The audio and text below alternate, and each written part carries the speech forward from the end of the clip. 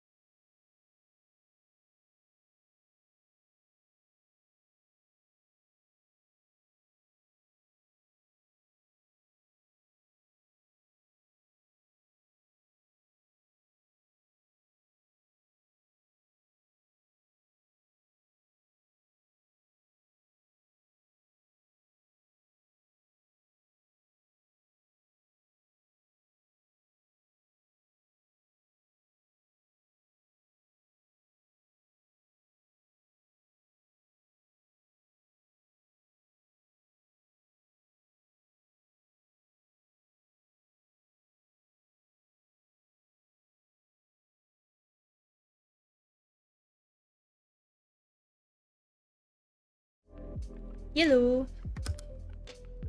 Yellow. Hi, Brownie. Thank you for timing out Sarah. Yes, he 100% deserves this.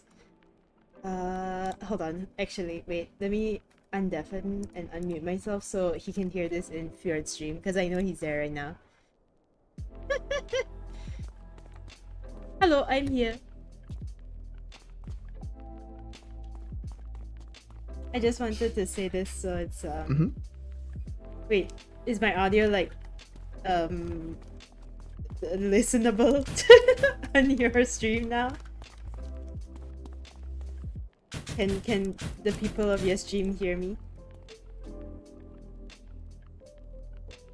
Oh, I muted myself. Yes, they can hear you now.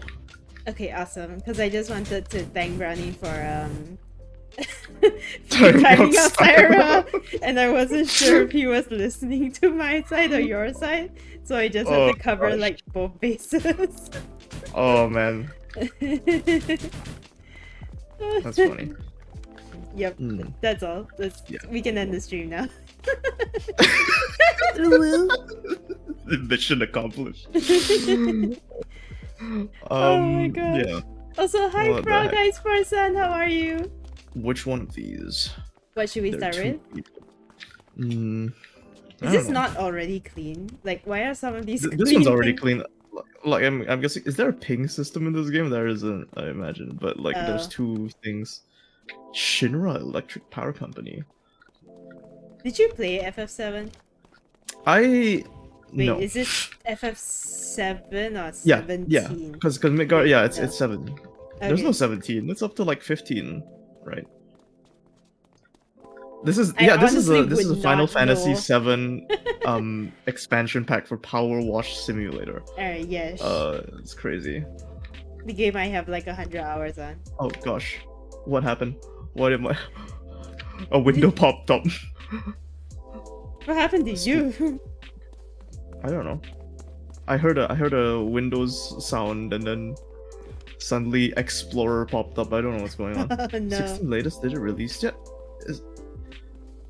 It might be coming out this year. 15? Is 15 the Kingdom Hearts style combat one, or is that the MMO? No, I've never played a Final Fantasy game before. Oh, I think the last one that I like touched was 13, but I've not beaten a Final Fantasy game like ever. Also, shall we just commit to one of these vehicles? Let's start with the sure. small one. Okay, yeah, that's fine. Let's see what. Okay, we are on the highest tier washer. 14 is the MMO. Okay.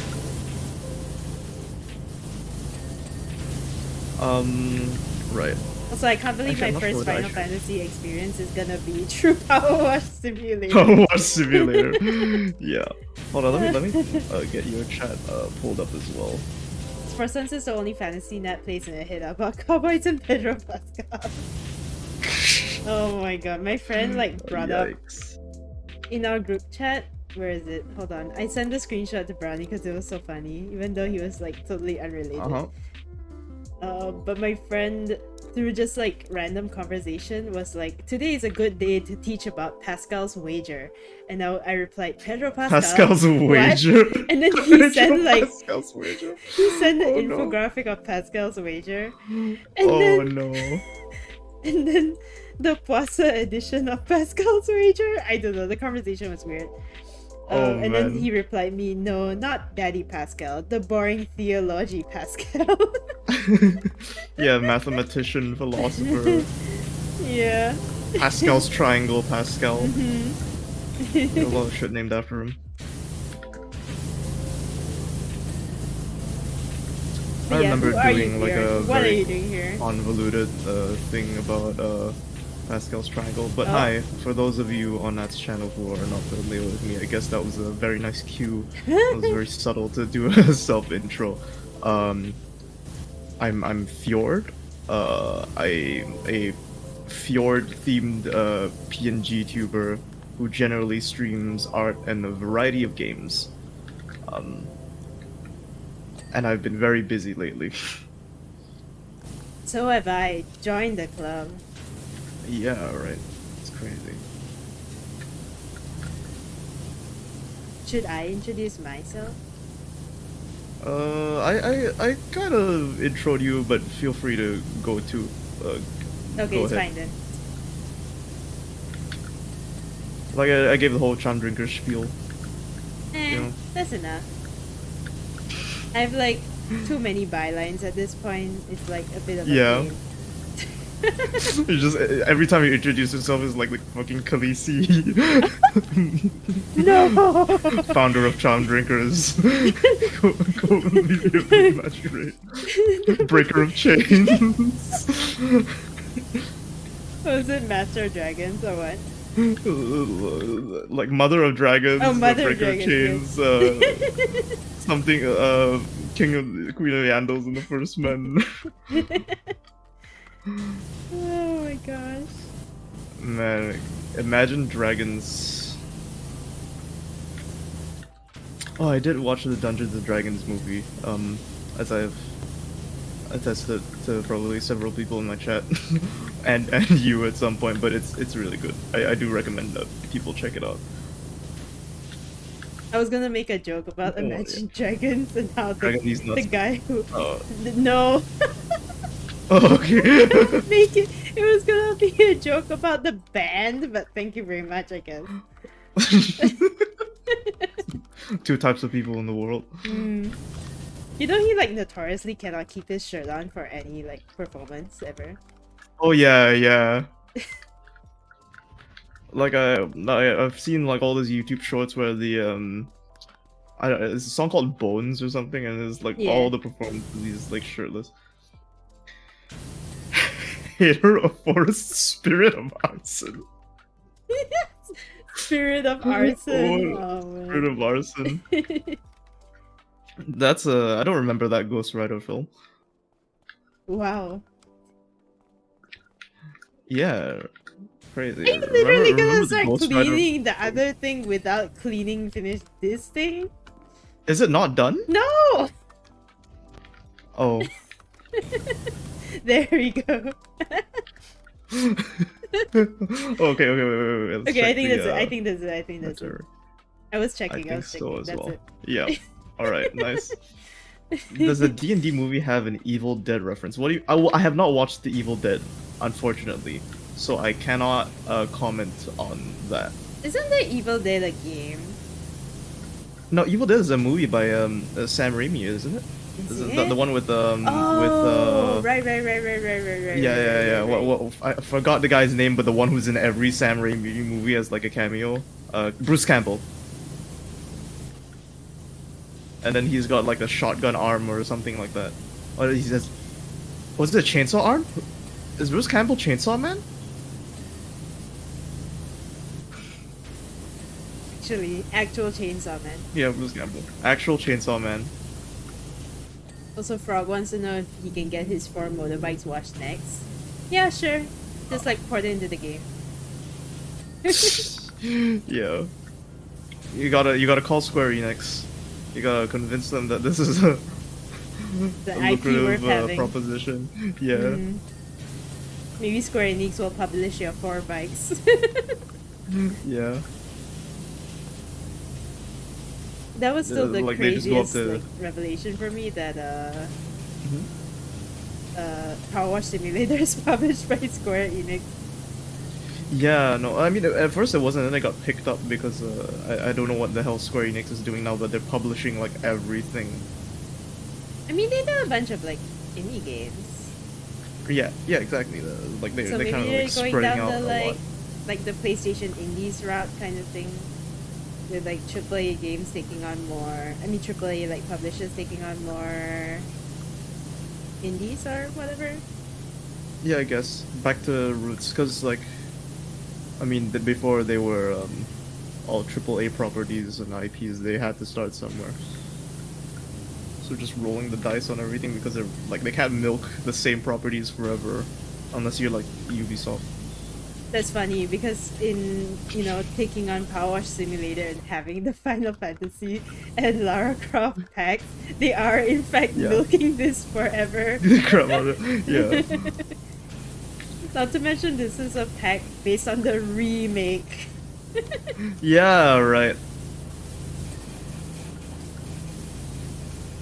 Eventually, I assume we're gonna be cleaning things that I won't even know. Oh yeah. I don't know how many levels there are, because like if the Tomb Raider pack was anything to go by, I expect like at least 5 stages, and there's gonna be one like massive one that's gonna take us the whole stream. Do you think we're gonna complete it today?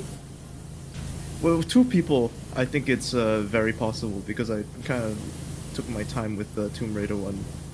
And quite Yeah, frankly, I'm I still kind on of the just like mansion. speed through everything mindlessly. Like I do not take my time at all. I'm like the opposite. I like fully take so much time. Yeah. I don't even use any of the fancy upgrades that they gave. Well, I am on the most powerful washer, but that's about it. Yeah. The powerfulest of the power washers. You sure about that? You sure about that this time? Really? Oh wait, yeah. No, I'm like, Yeah. hold on. Now you're making me Oh, God. doubt. Now you're making me doubt. Oh, I will never forget. I think so. Prime Vista Pro. Yeah, that's the strongest one. Why is the yellow one so weak? Why is it not cleaning? Oh, thank you for alerts, Piatu. Yeah. Octopath Traveler 2 is the GOAT in February. Oh, what's up, Mai? Thank you for the lurk. Let me I shut was up just as well. telling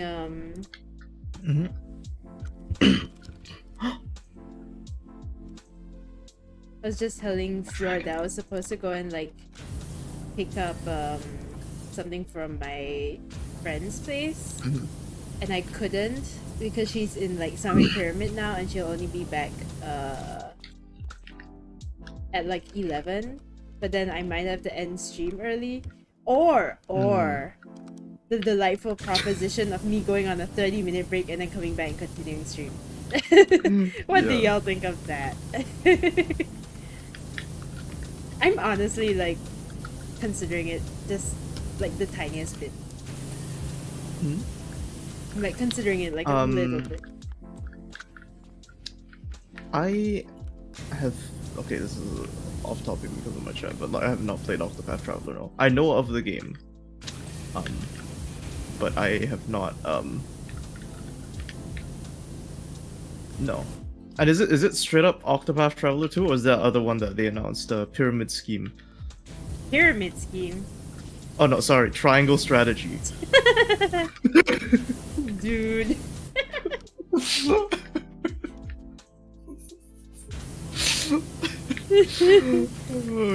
I would unironically play like a pyramid scheme, like Pyramid scheme, management sim. Hell yeah. I think it would be fun. I mean, at this point with like Honey Pop and like Honey Pop's like what cookie clicker. Do you remember that? Wait, what? Honey Pop and Cookie Clicker? No, like, okay, you know what Honey Pop is, right? Yes.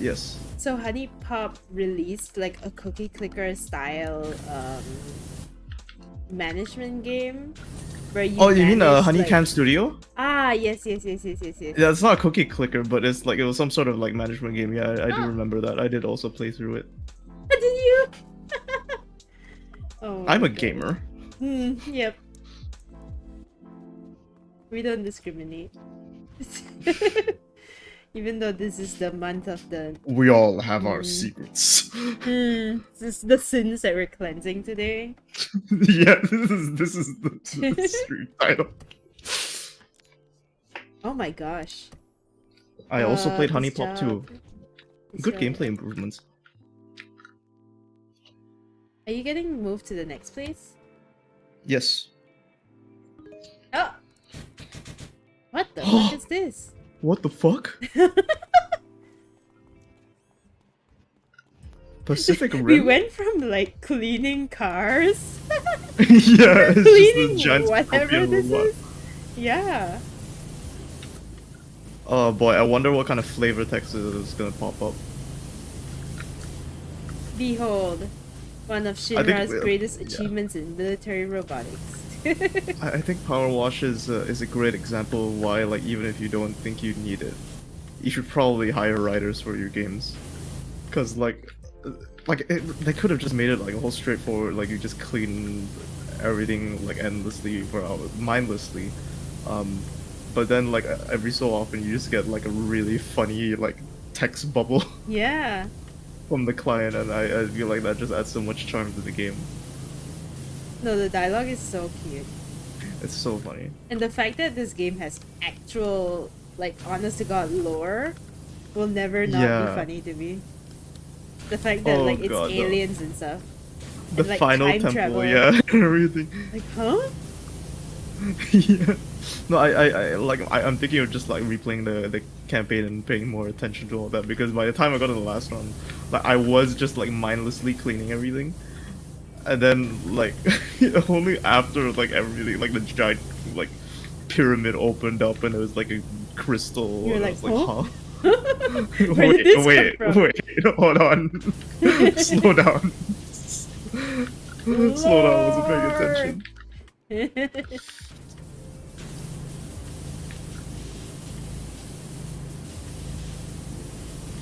But you played the entire game offline, right?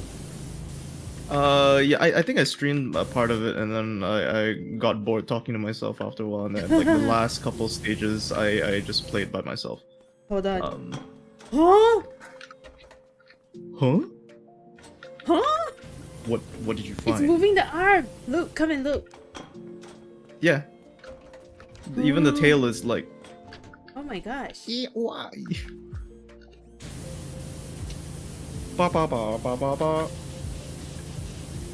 I've been vaguely getting into Tom Morello's music, and I was listening to the Pacific Rim theme, and I was like, damn, this is like sick.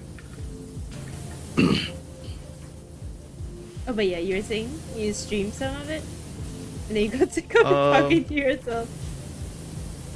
Yeah, because I was like, oh, if I want to do this, I might as well just like have it be a collab. If I ever want to like stream this game again, because there's only so much I was able to like talk about without like running in circles. Oh, I guess the difference between you and me is I love the sound of my own voice.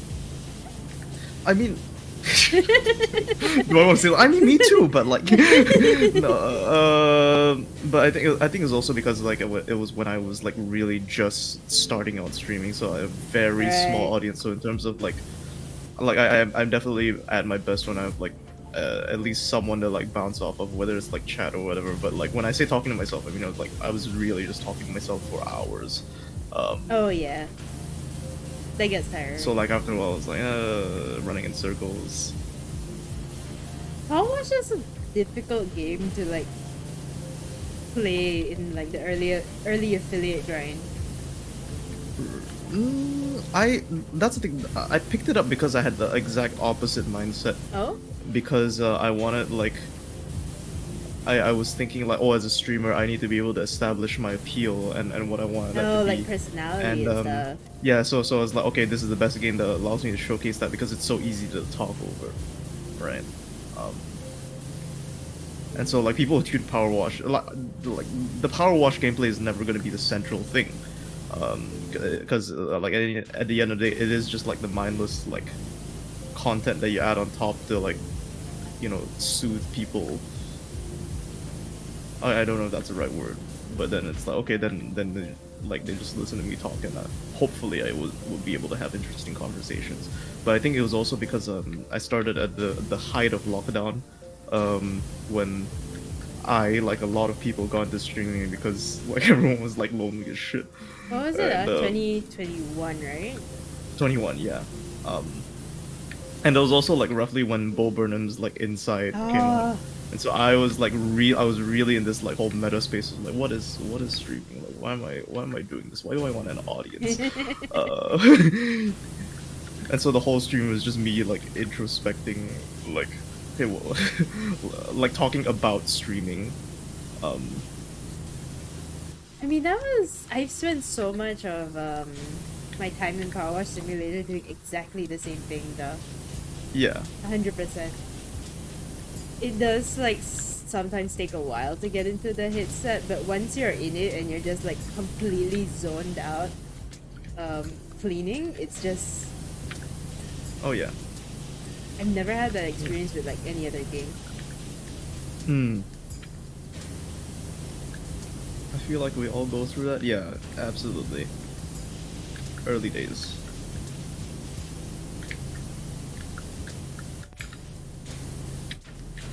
And it was almost actually, somewhat like therapeutic because like it's in the middle of the night. There's like less people in chat than usual. Like you're just kind of talking to yourself and you're like saying the thoughts that you maybe like wouldn't usually say. Or at least that was like my experience with that. Very therapeutic.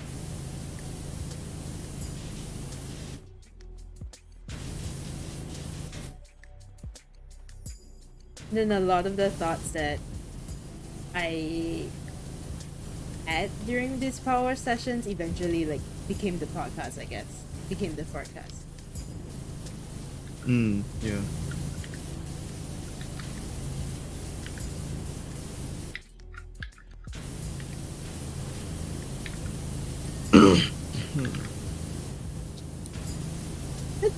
Stop thinking about how this looks like crab claws.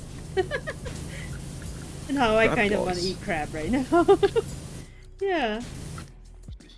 I feel like I've said this at some point in my life, and I don't remember whether I've actually like gone ahead of it. Like I've never eaten fatty crab. Oh, you never had crab? I don't think I don't know. I've had crab. I haven't been to like fatty crab, like the restaurant. You don't need to. Yeah, even though it's something that I just like hear about.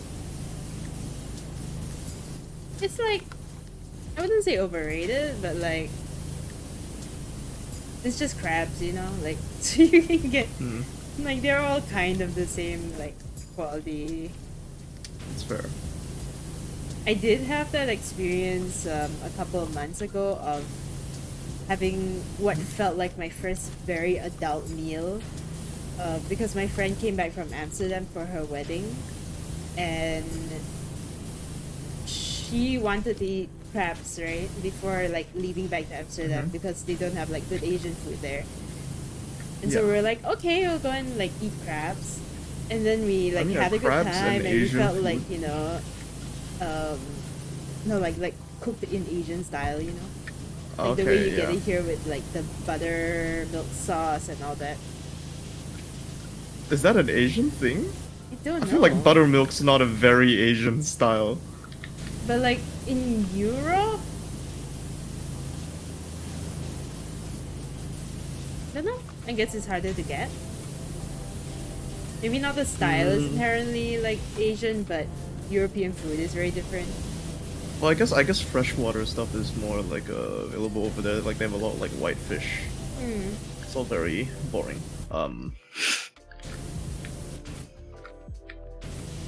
Adult meal, like those dick cakes, brownie. Yeah, like what do you mean by adult?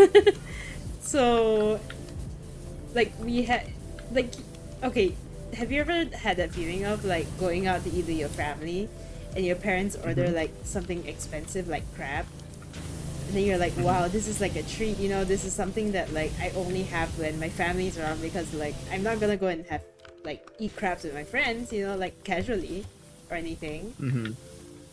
And so like Not with your own income, you know. yeah, so the first level of that was like ordering the crabs and being like, wow, they're here, and it's just like friends and it's not like a family occasion or anything.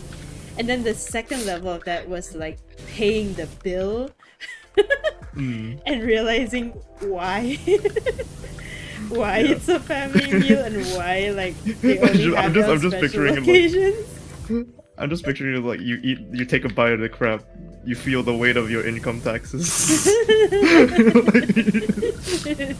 your joints hurt. But yeah, we literally like looked at the bill and we were like, oh god, we feel like adults now. Not that we couldn't afford it, but it felt like, oh god, we are eating meals that cost this much now, and it felt painful. Yeah. Oh man, that reminds me of that bit from Community where there's that one of the ending gags where they like, go, oh, but they go to the fancy restaurant with together, Audrey. Yeah. And then they're like, no, let me pay. Yeah. And then they find out how You much. said market price. What market do you shop at? Oh my god. Yeah. God, man. When Community was funny, it was like really funny. Yeah. I recently man, saw I on my really- timeline yeah. the I'm a peanut bar here to say. Oh, God. Oh, Your that paychecks one are had coming me. in another day. That one had me in stitches for a while.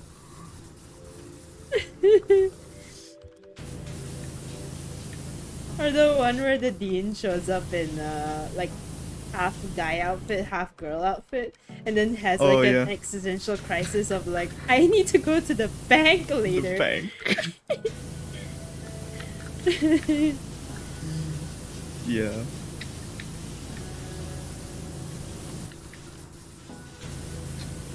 Do I you kind of know want what? to watch Like, the go ahead. Advanced Dungeons and Dragons episode. But yeah, what? Oh, the Community Dungeons and Dragons episodes. Yeah, I can't believe they removed it. It's hard They to find removed like a... it? From Netflix at least. I think it's on Hulu, but What? the high seas do not have the Hulu version. But why did they remove it? Because of the D&D there's drama? No, because there was a gag where Ken Jeong's character, like, he shows up cosplayed as a dark elf, which means just full like blackface. Yeah, but that's a joke. But that's a joke. It's like he's so ignorant of like the context of like why that's fucked up, and like takes the whole thing too seriously, and that's yeah. And they removed but it like because Netflix of that? didn't want to take any chance. Yeah, Netflix didn't want to take any chance. the episode. Really? That's like exactly the joke though. That's like 100% missing the joke. Yeah.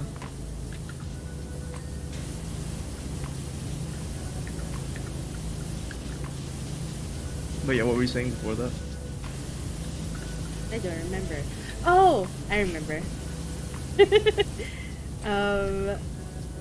Do you know what unexpected show has the largest overlap with Community in terms of like voice actors or actors? I guess. Voice actors. I guess just actors. Because they appeared as actors in Community, but voice actors in yeah, but like Chief David was like he had a voiceover role and then he joined the cast proper. But yeah, I don't know which show off the bat. DuckTales. Oh my god, yeah, because of Danny DuckTales Pudi reboot. as well. Danny Yeah, Pudi. right. The Dean is the crazy doctor, the crazy Jim Rash, scientist. yeah. Jim Rash. Oh man. You know who else? Frankie is Della Duck. Oh wow. And what else? There were like a few more. Oh, there's a Steven Universe voice actor. She plays Webby. So not exactly, but yeah. Not the one that made American Boy, right? Estelle. No. Yeah. I was so surprised. Like I was like, oh, what? The same person? Yep. Drop that banger of a song and then it. Okay, I guess it's Steven Universe now.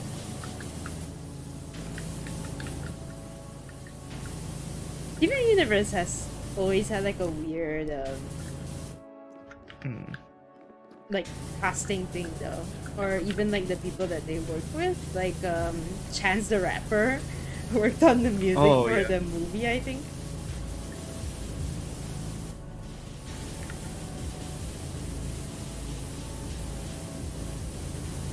Yeah, Ludwig Göransson did a lot of music for Community, I think, which is an interesting thing to find out. Because now he does a lot of like big time movie scores.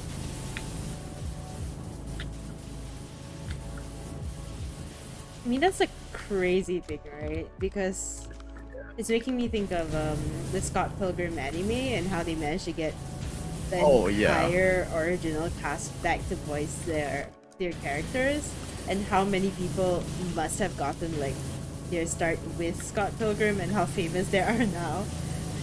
Yeah. Oh, it's crazy to think that Chris Evans, like after like pre-Captain America, it was pretty much exclusively playing like assholes. Exactly. I mean, even if you think about his characters post Captain America, they're all assholes. Yeah. No, yeah, because he's very much a character actor. But like I like feel like I forgot that. So when I watched Knives Out, mild spoilers for Knives Out, but like that really caught me off guard. And how well he was able to play that. Oh, you can raise the arm?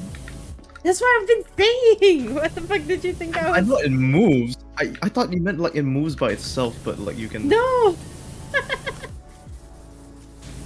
I can climb that high. I guess you need the thingy. I don't know what it's called. Whoa! You're power rushing me off the platform. What the hell is this? What? There's a dead space nozzle? Whoa. What the hell is this?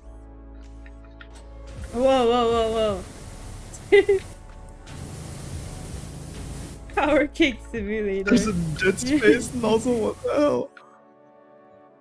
Chris Evans seems like he was bored with Cap IMO. I mean, yeah, you play the role for that long.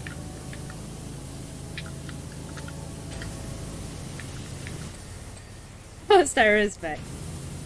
Yeah. Welcome Wait, back, I have to Styra. remod Styra. You know when you time out mod. Oh yeah. Yeah. Okay, hold on. Yeah, then I went through that with my friend Light W Films was in chat. Because he had a redeem that was he had a sound alert redeem that was like a golf clap, right? And then there was one like he experimented with like one really expensive redeem called Clapmageddon. Oh that, yeah, like, you told me about turned it. off cooldown, reduced the price to 1 so that chat could like spam it endlessly, and then one person had to like spend even more points to like sacrifice themselves to end it. And because I'm a mod, I was like one of the like 3 people who had enough points to end it. But the cost is that you sacrifice yourself. So like I was timed out for like I can't remember whether it was like 24 hours or like a week. Oh my It was god. some ridiculous amount of time, and then I like I died, and then someone else immediately triggered Carmageddon again. Oh no. So my sacrifices for nothing. That's Because so because realistically, chaotic. it was only like 3 people who had enough points to either trigger it or end it. So, I was not presented with much of a choice. Wait, his tombstone's still on my about page?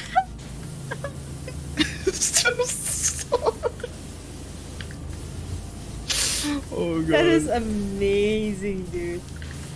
Holy shit. What a redeem. Yeah, holy shit. I don't know if it's ever been done again.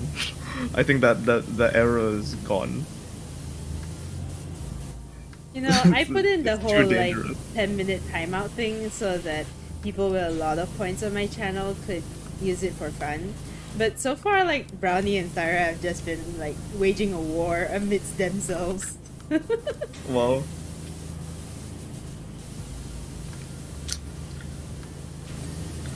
I mean that's what's gonna happen.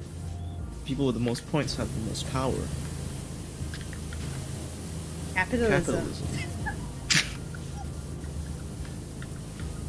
We're spending too much time together.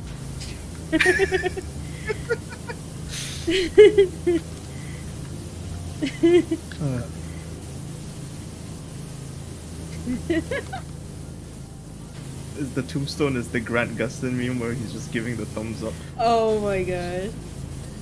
I do not know what that is, but that sounds funny.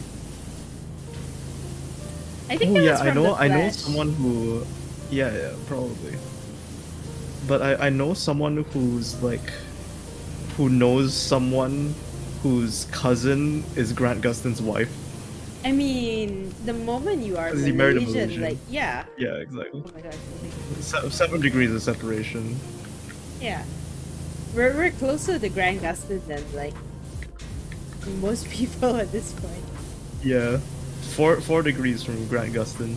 You remember how crazy the news was when it was announced that he was marrying somebody from, is it Sabah or Sarawak? I think Sarawak. Yeah.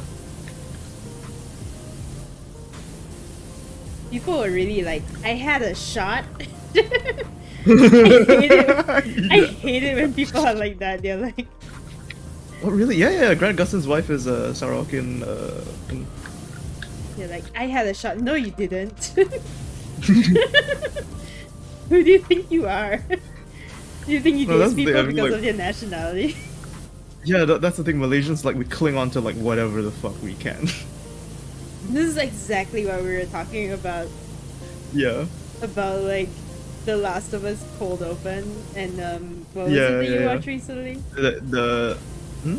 What was it that Everything you Everywhere All watched at recently? Once. The No, you said you were Michelle watching Yeoh- Mission Impossible or something? Oh yeah. I was just watching Mission Impossible, Rogue Nation today because I've been embarking on a quest to watch all of the Mission Impossibles.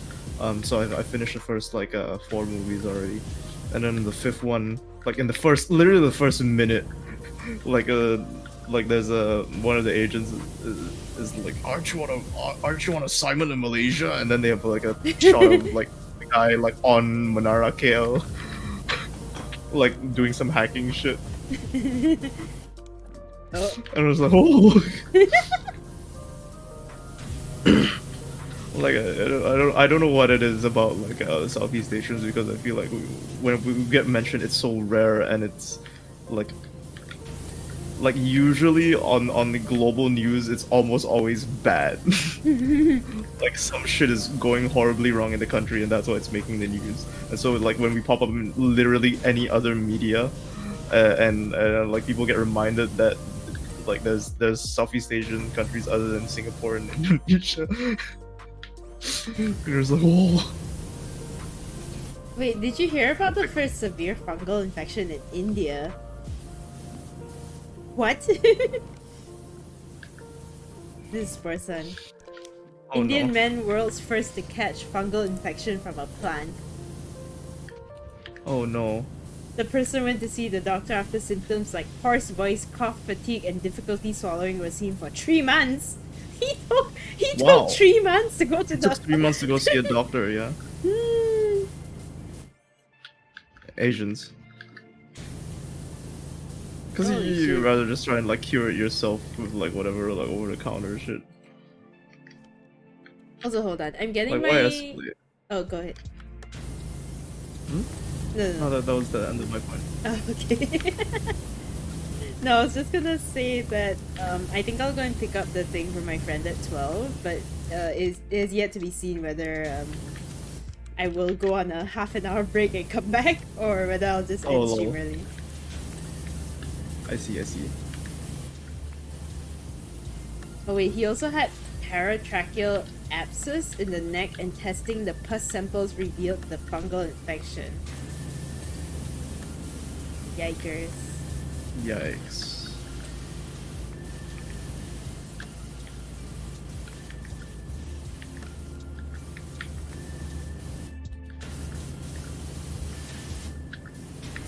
I have not watched Star Trek. No, actually no, I've watched like the J.J. Abrams movies, but I don't remember shit. Why is there an ant crawling on my hand? Oh. Can't spell that thing without that. What? Because you can't, right? You can't spell nat without ant. I guess.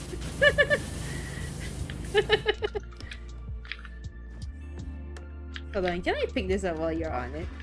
Oh, but I guess we will never find out. Not. No, I'm pretty sure that's illegal. Is it though? Yeah, I can't. No, yeah. Oh, okay.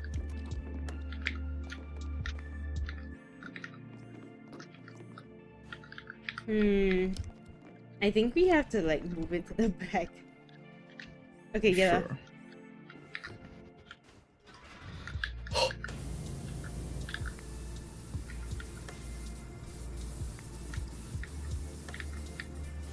It is way faster with 2 people. Huh. Speedy dee.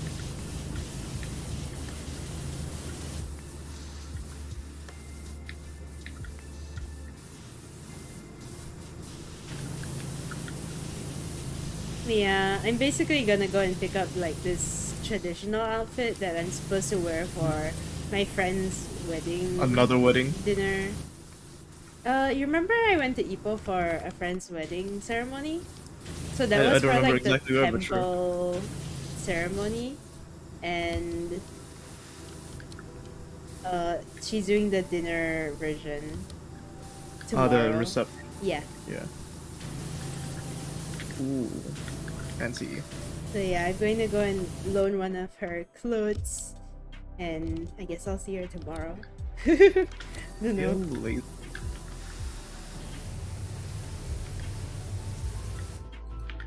I think it'll take at least like 20 minutes though, because I'll need to go there and try it out. I'll probably chat with her for a while, and then I'll come back. So I'm not sure if I don't know. We'll see. Maybe have like I don't know, 2 hours to decide. Yeah. I'm just waiting to see if she will say that she's gonna still be awake at 12 a.m. or not. Because she said, if not, you come at 8 a.m. tomorrow. And I'm like, fuck no. Lol. Imagine being awake in the mornings. Imagine not fighting the sun every single day. Yeah, I don't see the sun anymore. Like, like it's almost kind of worrying how little I go out of the house now, except for meetings. I only go out of the house for meetings now. Damn. I mean, it's a good thing that the whole freelance thing works for me, because if it did not, I would be like so upset from just spending time with myself all the time. Absolutely. I think if not for like me having made an active decision to like be in the sports team where you like have to go and train, I absolutely would be on the same trajectory of just being a hermit. Your voice is a bit crackly. Is it now? Yes. Let me check the monitor. Oh boy. Also, how did you even wear a sari in the first place? Those are like a pain in the ass to put on alone.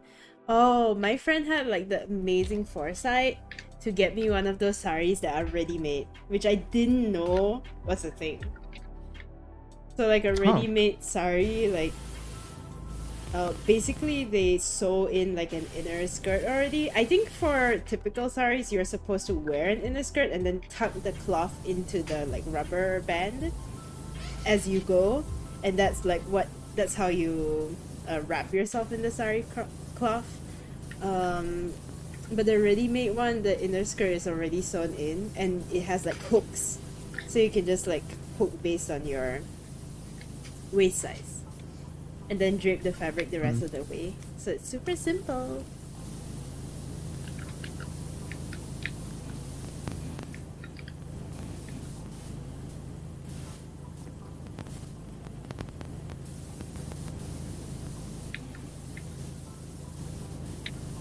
Why won't it ding? What more is there? Oh, here.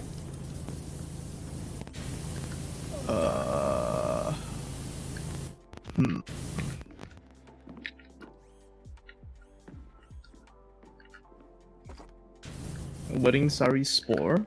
Spore wearing a sari. One says online content creation is good. It's a good excuse for people to avoid being called crazy for talking to themselves while having a lens being pointed at themselves either at home or in public. Yeah. Sure.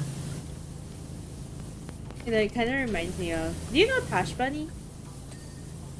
The name sounds vaguely familiar. She does, well, she's primarily an esports Is it like caster. disco caster? Yeah, okay. but she also does a lot of like keyboard content here. Keyboard. Yeah.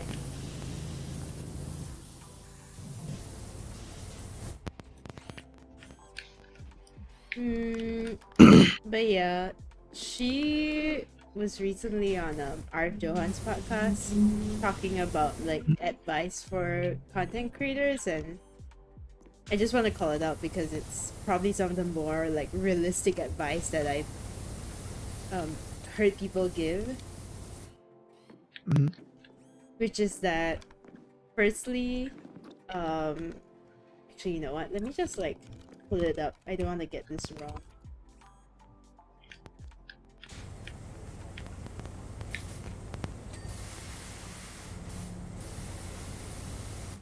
The advice is just like, give up now. You can never fail if you never try. Her first piece of advice was just focus on consistent output, and not everything is gonna be paid content. Like she was saying that a lot of her content isn't even paid gigs. She just makes the content so that there's regular content going up, and that's kind of like the baseline. Absolutely. And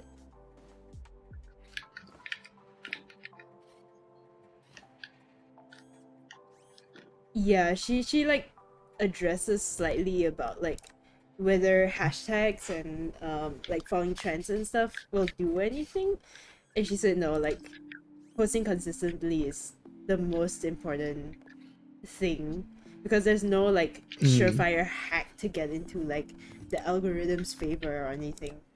Basically, like everybody's just at its mercy, and all you can do is keep posting.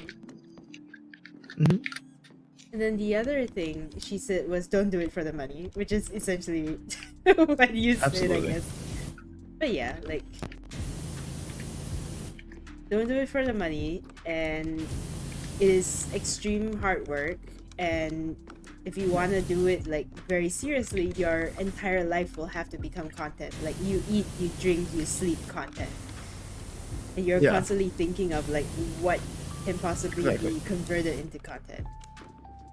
Yeah, it is such a high risk, high reward, but like again, insanely high risk, like industry if you want to go into it full time. Sorry, I just seeing the image of you like.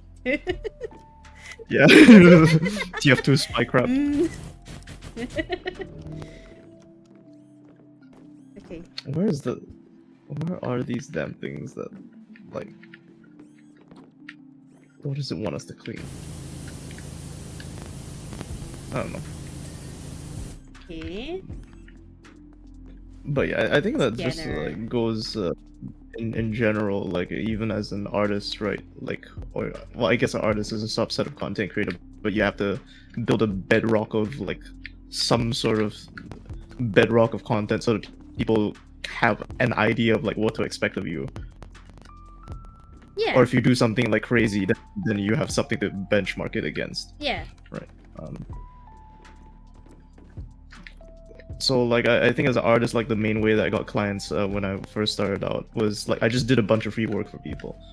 Oh yeah, I remember like that. literally I found streamers that I wanted to support, and I was like, hey, can I like make you a set of like a, you know, like 5 emotes or so just for free, because I want to like attribute to your brand, and they're like, yeah, cool, and then I get the benefit of like having portfolio, building so that I can go to clients and then point at something and be like, hey, this is what I do. If you like this, I can make it. That's kind of what we do with the Magic Rain as well, because we largely run as a volunteer-based group, and a lot of the members that when they first come on, they're all students, right? Especially in uni, and a lot of them are like in media fields, or design fields, or everything, and there's nothing more important in this industry than having a portfolio, right? And so we've had so many people come on board that literally just did the Magic Rain work, dumped it into their portfolio, and like so easily got jobs after that. Because you're competing against everybody else who likely doesn't have any sort of real world experience. So the moment you show that you've done something before in like a practical setting, it goes really far, especially when it's not even like a school project. It's like a proper project. It's like you can put your uni work into your portfolio, sure, but it'll travel some ways. It won't travel some other ways. Yeah.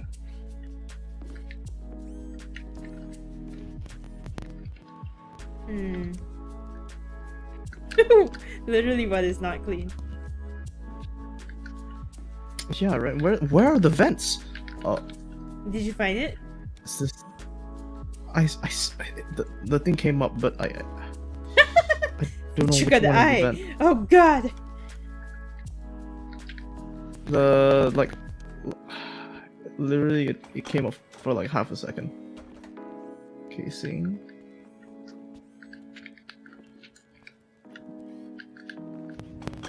Is it underneath? Oh gosh. Is it? No, it's on the tip of the cannon. Like on the side. Like Excuse just next you? to the Huh? Okay, how do I explain it? It's like on the side, the outer side of the arm. Like that little Oh, never mind. I was Damn it. just making like a nasty joke. It's fine. Yeah. But I Okay, you know where specified it is. canon. You know where it is. I'll focus on the claw wrist, which tail, claw, Claw wrist. Claw. Claw. Claw? Shoulder? Shoulder. abdomen, abdomen, civil joint, face, head, eye. Okay, shoulder, Tail. cannon. Where's the Shouldn't- claw? Oh, the claw is the edge. I wish we could ping in this Oh. game. Yeah, right. And the wrist. Claw, wrist, claw. What is the where's the wrist of the claw? I found Oh! it. Yes. This is my favorite part. Hackathon experience can showcase teamworking and crisis management skills. For software true. field, a good portfolio can showcase how good your work is, but it can't show our interpersonal and comm skills. Yeah. This feels like such a mean thing to say, but like based on my friends who work in programming and them oh my god. I just digested what we were cleaning here and I realized that the floor is not meant to be brown. Oh, this is gonna be fun though. I know that they have to come up with something for us to clean, but like it looks like everywhere was an arson site. Okay, let's get started. Also, I low-key recognize this venue, like, from screenshots of the game. I think is this a bar, like, where they spend time or something? Because Tifa is our client. Oh. Okay, that's cool. Seven Heavens Bar? Oh. That's cool.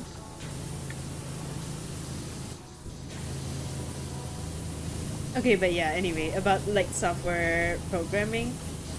I mean, I've heard stories about how like people in programming are literally the quietest people who can work in teams but aren't like necessarily leader types.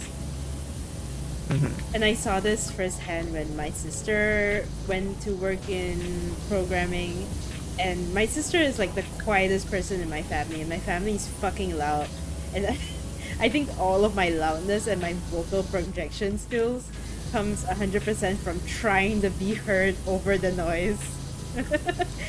Like my lung capacity trained from youth. But yeah, it was just like shocking for her because the first day that she came back from her job, the first thing she told me was, I am the most extroverted person there, and she is like the most introverted person in my family. Yeah. I mean, I kind of have an adjacent experience to that because my background is in math stats, which like has a lot of, you know, there's a lot of like data analytics people, computer science, like a lot of overlap in terms of like what we study, and overwhelmingly, like I was easily one of the best like presenters, which really carried my like master's level dissertation because my paper was garbage. It was more of a psychology. It was more of a psychology like summary than a stats dissertation. Just like stats adjacent, but mostly psychology. And what really carried me through like being able to pass the final year was my presentation grade was just so far and beyond like higher than everyone else there.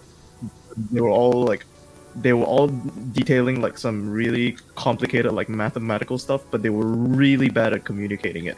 Like their presentations, like literally, they just took their paper and like all the proofs and stuff, and they just like pasted it onto their slides, and then they just talk through the whole thing. It was like this epsilon delta less than like whatever, and like and the lecturers have to come up with questions like it's sort of like what do they call it, Viva or whatever, the session where they Viva. like you get it's something like that, right?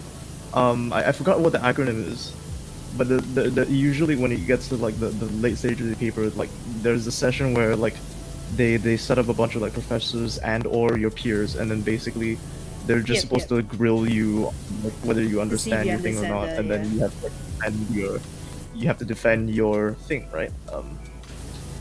I forgot what the acronym for that is, but like all the stuff was so like you could see like none of us turned on a video except the lecturers because they had to, but you could see the lecturers like like they just don't have the brain power to like try and like ask questions that like actively like challenge you. So like a lot of them were just there to like, I mean I think a lot of us are also burnt out because of COVID, but like you know, like the most they be like, oh, back on the slide you use this number, can you explain what that number is? That's pretty much it. It was the same for me as well, but like I would like to think I managed to, and also because mine had a more like direct personal like angle, like relatable. Okay, like my dissertation was on shuffling algorithms, right? So it was sort of like a joint thing with Spotify, except we would never really communicate with Spotify. Like, but it was like suggested. I don't know, but it had to do with like, shuffling algorithms and what makes shuffle feel random to people. Yeah. Because if we talk about like a true shuffle, that means like any possible permutation is equally likely if you're talking about like completely like true shuffle in the statistical sense. Yeah. Right. But that means like that also means that an order where everything is perfectly neatly sorted in terms of like, okay, all these artists like 5 songs in a row here, 10 songs in a row there, is equally as likely as one that's like completely jumbled up. Yeah. Right. So then it has to go like, okay, what feels random to people? Because like if you hear, like if you have a playlist and then you click shuffle and then it plays the same artist 3 times in a row, right, you're not gonna be like, oh, what a statistical improbability. You're gonna go, that shuffle is broken. Yeah. So it was a lot of that, and cognitive biases in terms of like, you know, what do people perceive as random and not random. That's what I thought I was gonna be learning when I signed up for my course called Psychological Science and Business. I thought it was gonna be applied psychology in business, but no. I graduated in like the School of Medicine. Oh, Did you know that? Yeah, because I technically majored in psychology, like for real psychology. Yeah. It was hell. I was not good at it. Like I was good at the theory parts, but towards the final year, they put you through like chemistry and statistics and all that, and I hated it. Damn, all the stuff I'm good at. You would have liked it, I think. You would have been good at it. Probably. And like with a mix of psychology, because I felt like I went too hard on the pure like math pure stats route. Like I think actually doing the psychology research was fascinating to me because there was a more human angle to it, whereas the other ones, like everyone else was doing more like I guess the more application was more financial like analysis. Yeah. When I say financial analysis, it's even in a very high theory like sense. That's gonna be like, it's so inaccessible to most people.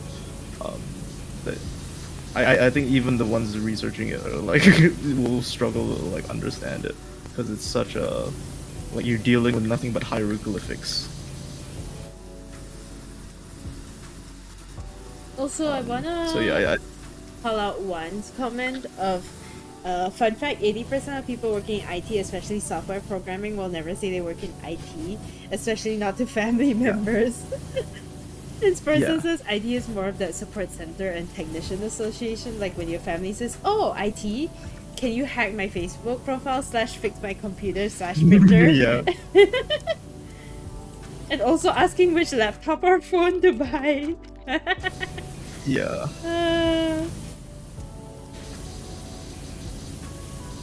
Man, where's the like relatives who want to talk to me about like social media like literacy? I'd happily talk about social media literacy. I think they're just busy forwarding you WhatsApp messages that are really dodgy. Or just like whatever is already on the news that you're probably gonna get from Twitter anyway.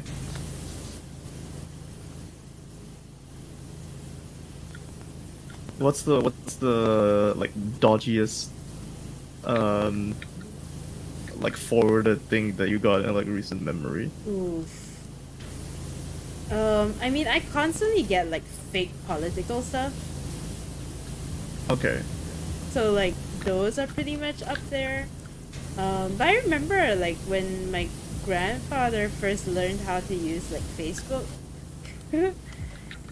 Which like my family is quite young, okay, so yeah, my grandparents are on Facebook, and I mean they're not like very smart Facebook users, granted. They're like using Facebook in the way that grandparents use Facebook to like catch up on what their friends are doing and what like family members are posting on Facebook, like family vacation photos and stuff.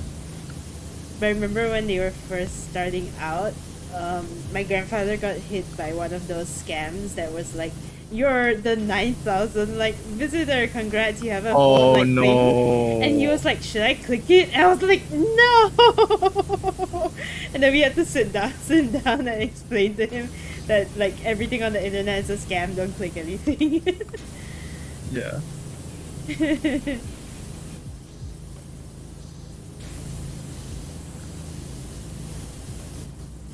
And yeah, I don't think they like understand that, you know, how much information on the internet is fake, and if you keep clicking on fake information, the algorithm will keep feeding you like fake conspiracy kind of information. Oh, that's like way beyond. I mean, there's the whole political angle, but I think I've seen some stuff that's just plain stupid. I think recently, like, my dad was like, "Oh, I got a call from Maxis or was his bank," and they were saying that like his credit card was like information was like used in a scam or whatever, and he had to go and change it. And then I was like, "Are you sure that wasn't the scam?" Oof. Are you sure? Like, what number did they call you from? Like, I had to be double sure.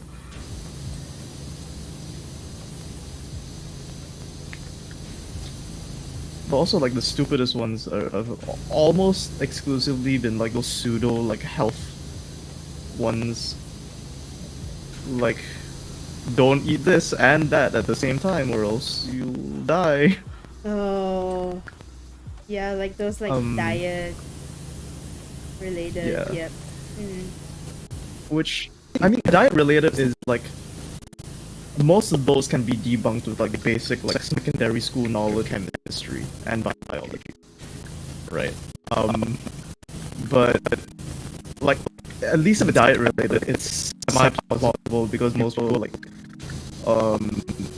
like think, oh, it's a chemical reaction, whatever. Like, it makes some sense that it's a thing that could happen even if like the food combo isn't necessarily like correct. But there was one that was like that I got. Let me see if I can pull up the image on stream or like send it to you. It was such a, when I got this, like, my mom forwarded this, unironically, it was such a fever dream of an image that I like it's one of those things that I say this very rarely, but like legitimately, like, you read it and you feel like you're having a stroke. And it's not even like, oh, don't eat this and drink that at the same time. It's oh, is my audio a bit chompy? Yeah, it is a bit. It's a bit crunchy. It's completely fine on my end, so that I think it might be Discord. Let me try like leaving and coming back. Maybe no, I'll do that.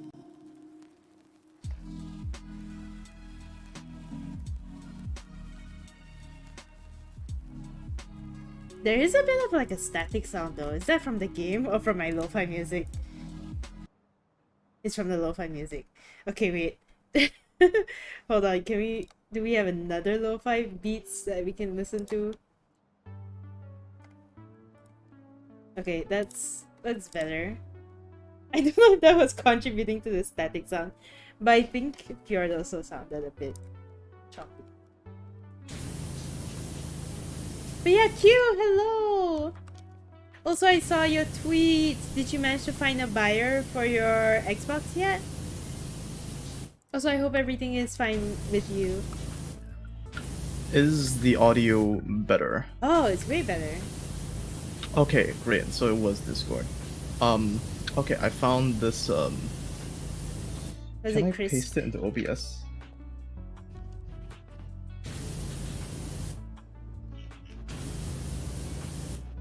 Copy image address, paste. Can I paste it into OBS? Browser. Also, No. I'm waiting for my friend to reply on whether she'll be awake at midnight. Okay. Wait, hold on. Okay. Copy the image. So yeah, it's not even like a don't eat this and drink that at the same time. It's why shouldn't you stand and drink water? Oh no! Dude, Like, that can is I, like... let me see if I can copy the image and like put it into OBS. Yeah, okay, great. So this is the where's the, yeah, I think I'll just have to like crop it.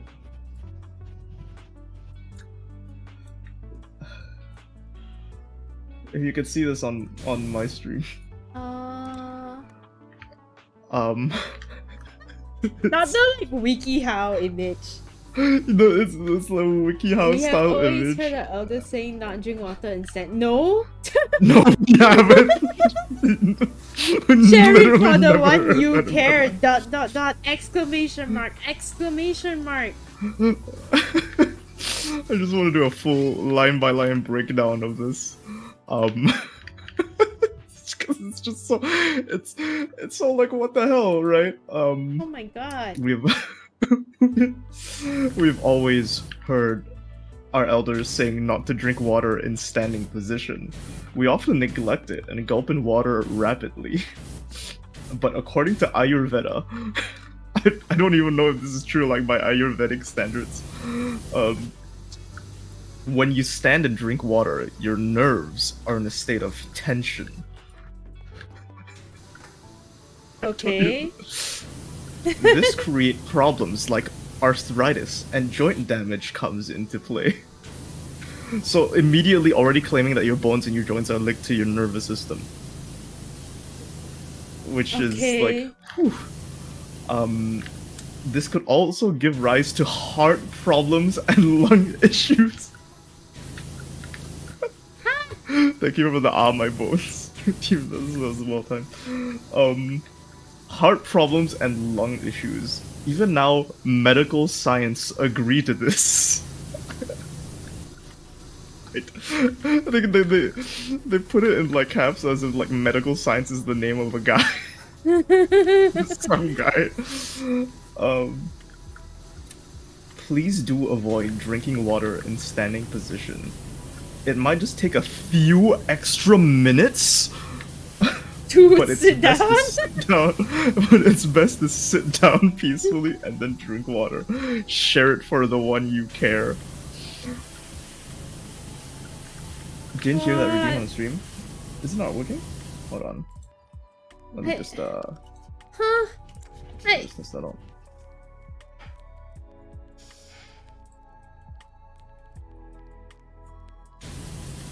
Is that not coming through on stream? No, I don't hear it. Have you not seen these? No, I've not. Oh, I don't know. But yeah, I'm just like, it's it's such a stretch of an argument. So I'm just picturing someone like at home, like like they rushed into the ER, like, doctor, I woke up today and like everything was going wrong. Like my chest is in pain, I can't breathe, it feels like I'm on fire, my bones and like my joints and everything. And then the doctor is just there like, you drank water while standing, didn't you? This is your fault. Oh, just sit down and drink water next time. God. What are you gonna do?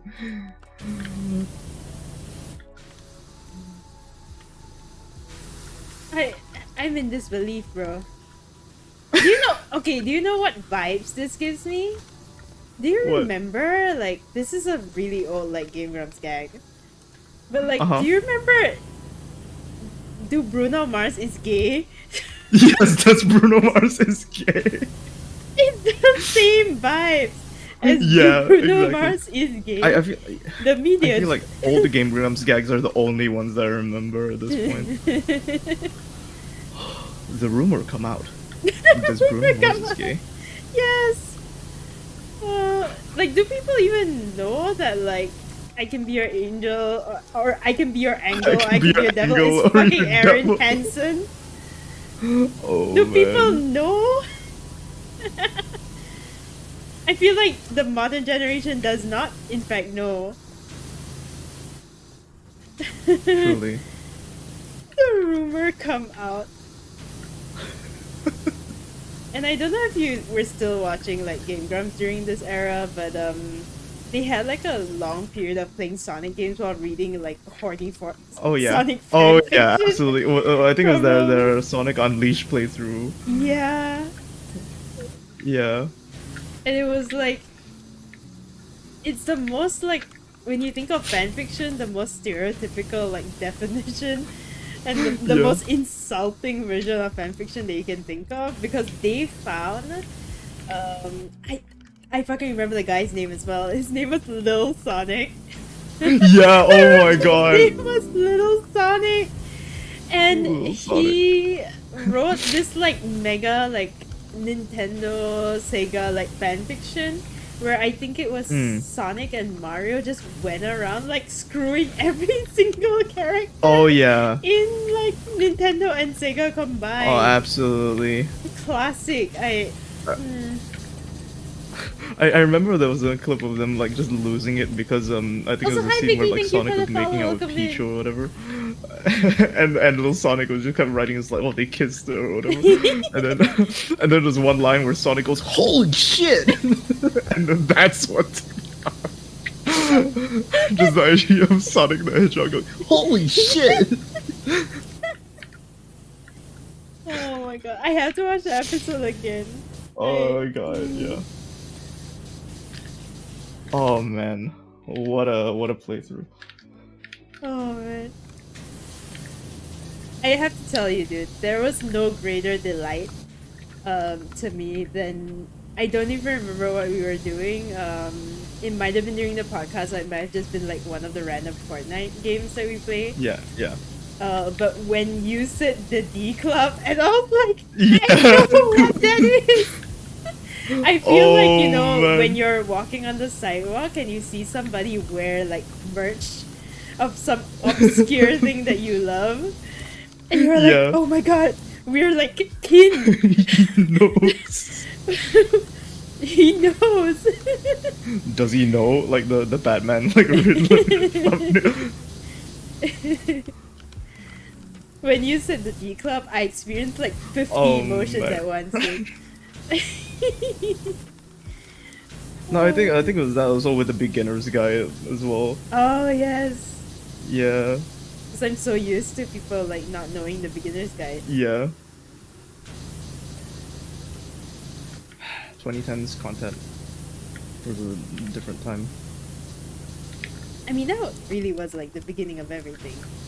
Oh yeah, absolutely.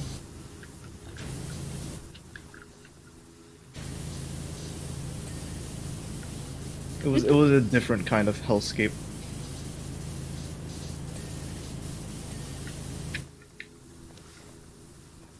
Did you know that Aaron and Danny each got diagnosed? With Well, Dan, I think like he mentioned way long ago that he was diagnosed with OCD, okay, yeah. which is why his memory of numbers is like mind-boggling.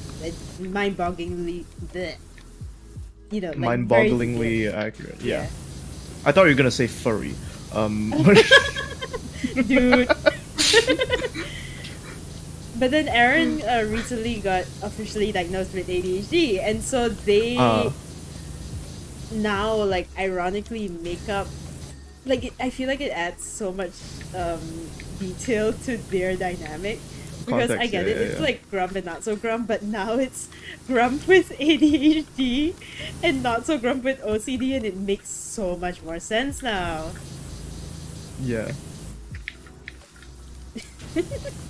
I did try to see if I could get diagnosed for ADHD, but I feel like I was just too good at all the tests.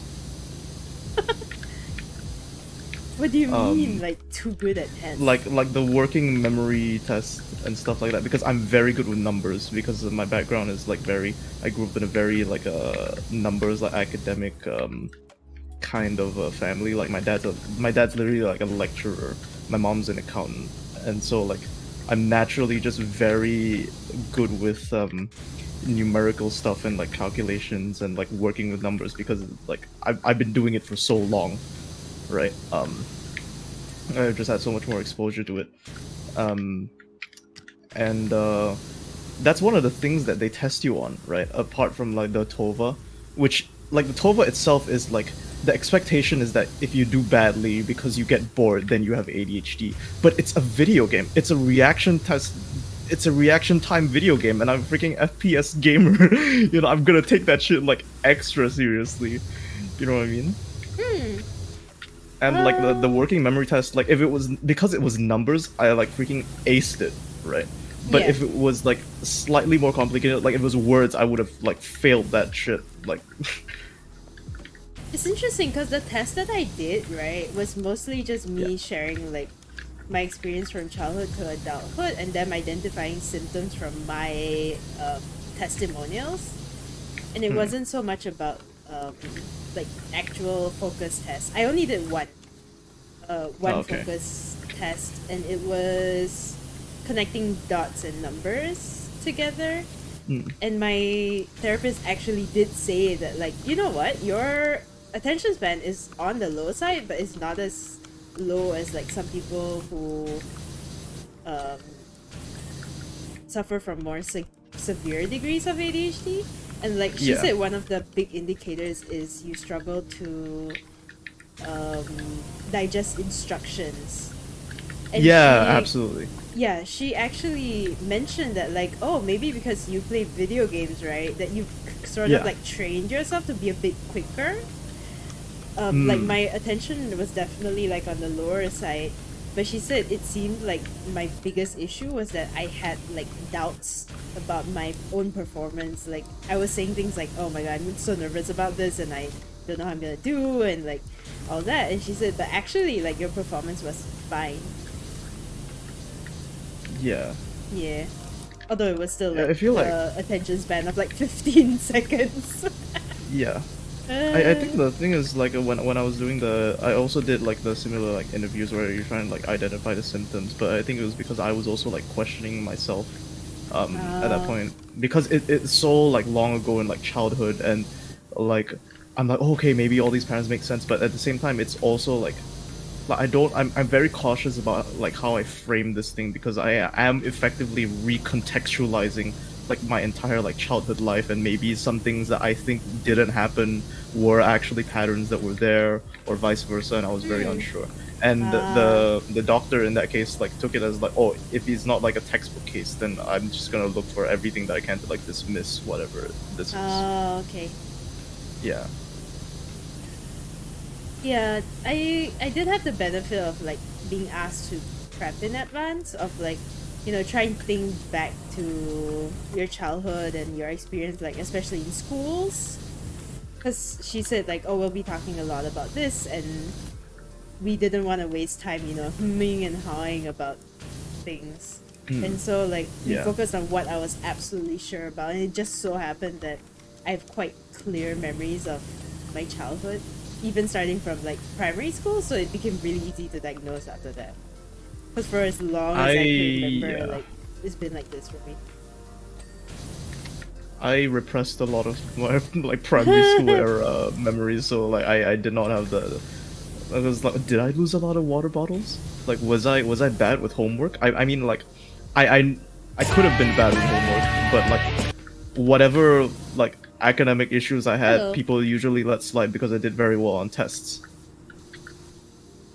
So it's like, okay, as long as you score in the exam, like, do what the fuck you want, kind of thing, right? Welcome in, addictive viewer. But I was probably like You've been horrible calling with for homework. 1 year. Holy shit! Thank you. I wouldn't say I remembered it to the point of it, like water. But also just because primary school was not a good time. No, I'm surprised I remember so much actually, because primary school is like such a young age. But it's like, what a lot of the things I actually remembered were accounts from teachers. Because I remember quite clearly having this same talk with many of my teachers of like, you have so much potential, but like you struggle with focus, like you can't, it seems like you're always like hid in the clouds kind of thing. And then my therapist was like, oh yeah. Yep, sounds right.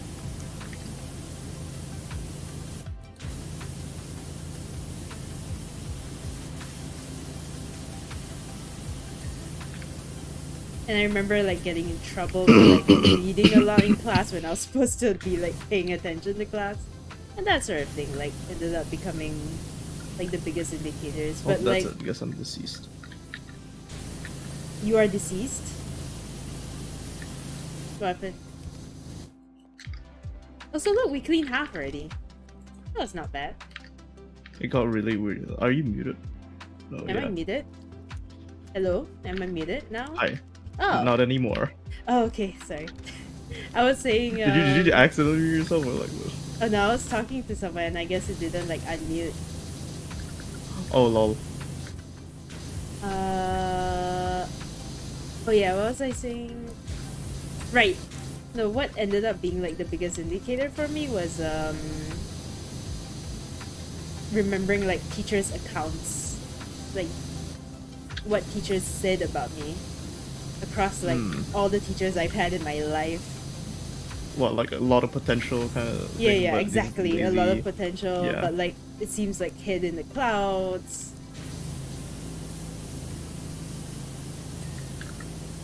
Yeah. Or like always talking, or like reading, or doing something else. Like, yeah, that kind of thing. But basically, like, I mean, to explain a bit more of the science part of it, they're basically just trying to prove that you have had it since you were young, like had some level of symptoms since you were young, because it is neurodivergence. And it has to be something that persists from young, because if it's something that appears like midway through your life, then it's probably something else. It's trauma.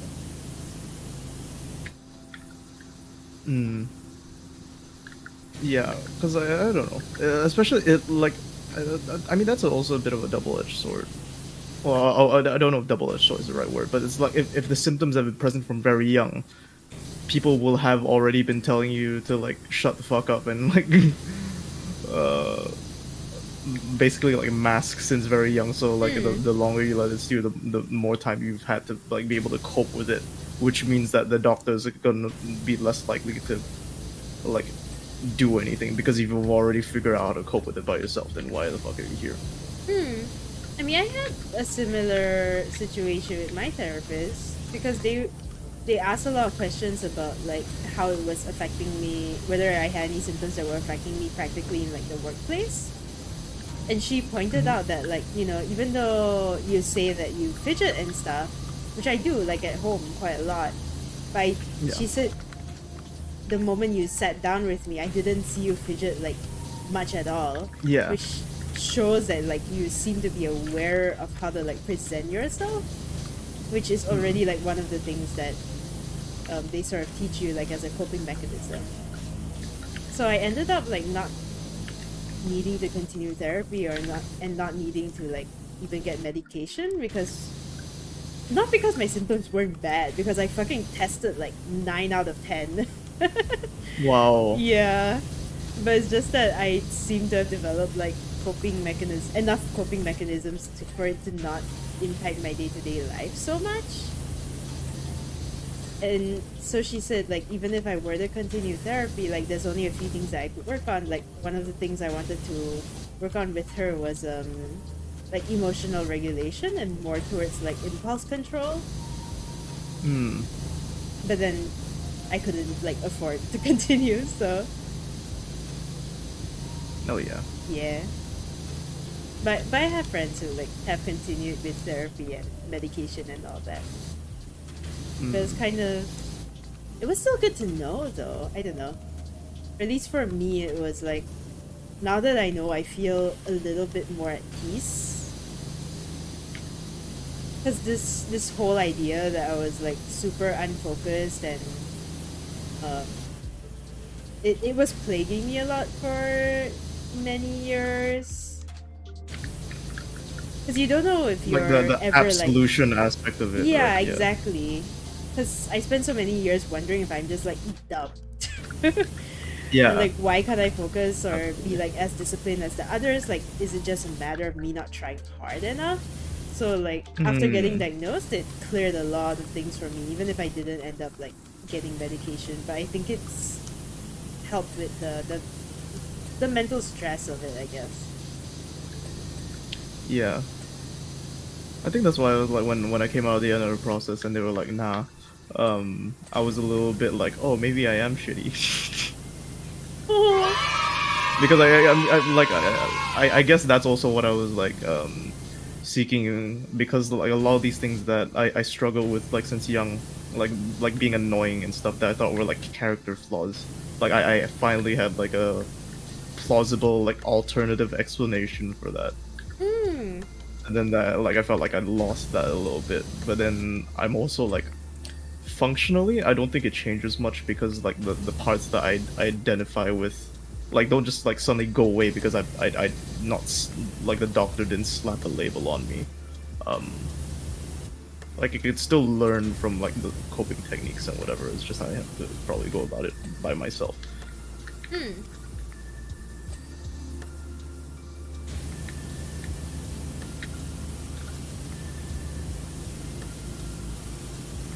I mean, if But you yeah, have the emotional resources, regulation. like maybe you should give it a try. Like the 'Cause, doctor recommended a book, Hmm? and I'm like, the doctor recommended a book, and I'm A I book? was like, you suspect me of having ADHD and want me to sit down and read Read a this? Oh Yes. man. But yeah, if you're interested, I can pass you like my therapist contact, because she was great, and it helped that she also had ADHD and she's young, so she like was able to contextualize it from a young person's lens as well.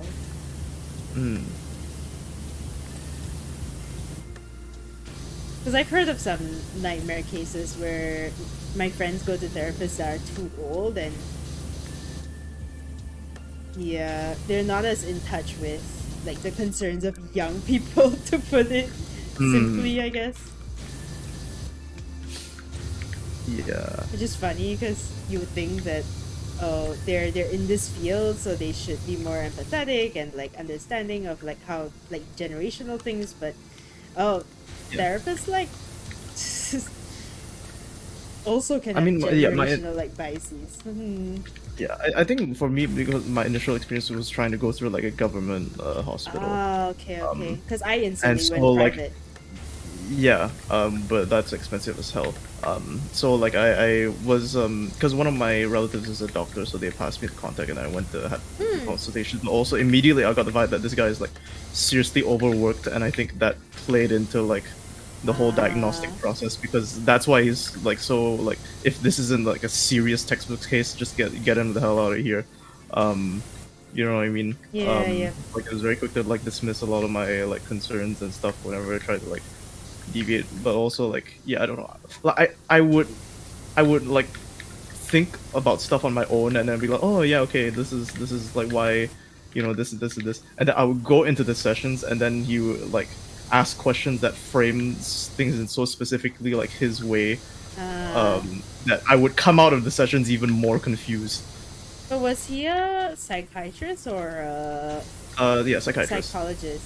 Right. Psychiatrist. Because I have heard nightmare stories of people who go to psychiatrists specifically. Yeah. Because the training for psychiatrists and psychologists, like, they overlap, but they're fundamentally different, right? Because psychiatrists have to go to medical school. Yeah. And like, the my main friends point who went person to see was a psychologists, psychiatrist. Psychiatrists were they were very quick to like just recommend medication and shove you out of the room. Oh yeah, no, yeah. I think the first one I went was I went to a private one and immediately like first session I just filled out the questionnaire. I was like, alright, do you want to try like well they didn't say like drugs. Paraphrasing, but it was just straight up like, do you want to try the drugs? And I was like, huh? You know, like I prefer not to. And then I just didn't go back, and then I went to the government sessions, and they did refer me to a psychologist at some point during the process, like to administer the TOVA and like the second round of interviews and the working memory test and all that.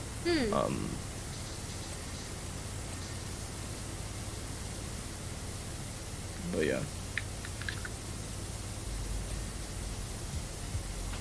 Sorry, just too big brain. Yeah, I went to a clinical psychologist.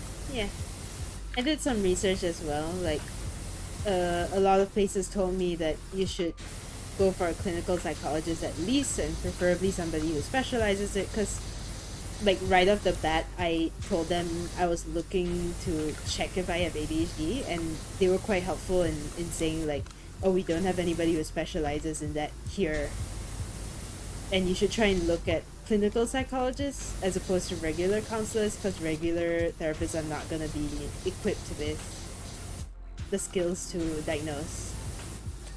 And that's how I found the therapist that I got. She was very cool. But then again, there's also a question of like, okay, what exactly would I get out of therapy at this point? Yeah, true. If there's no like direct need for it, I suppose. Like for me, it kind of just like reached a breaking point because I really just wanted to find out. Because so much of my personal like self-doubt and stuff was so linked to this aspect of myself that I was sure or not quite sure, you know, whether it was ADHD or whether it was just me. So like finding that out was very, very crucial for me, I think. Like it definitely helped my like confidence and like self, the risk of sounding like cringy, like self-love. Oh my god, what are you, BTS? Love yourself. I was about to like burst into one of the songs.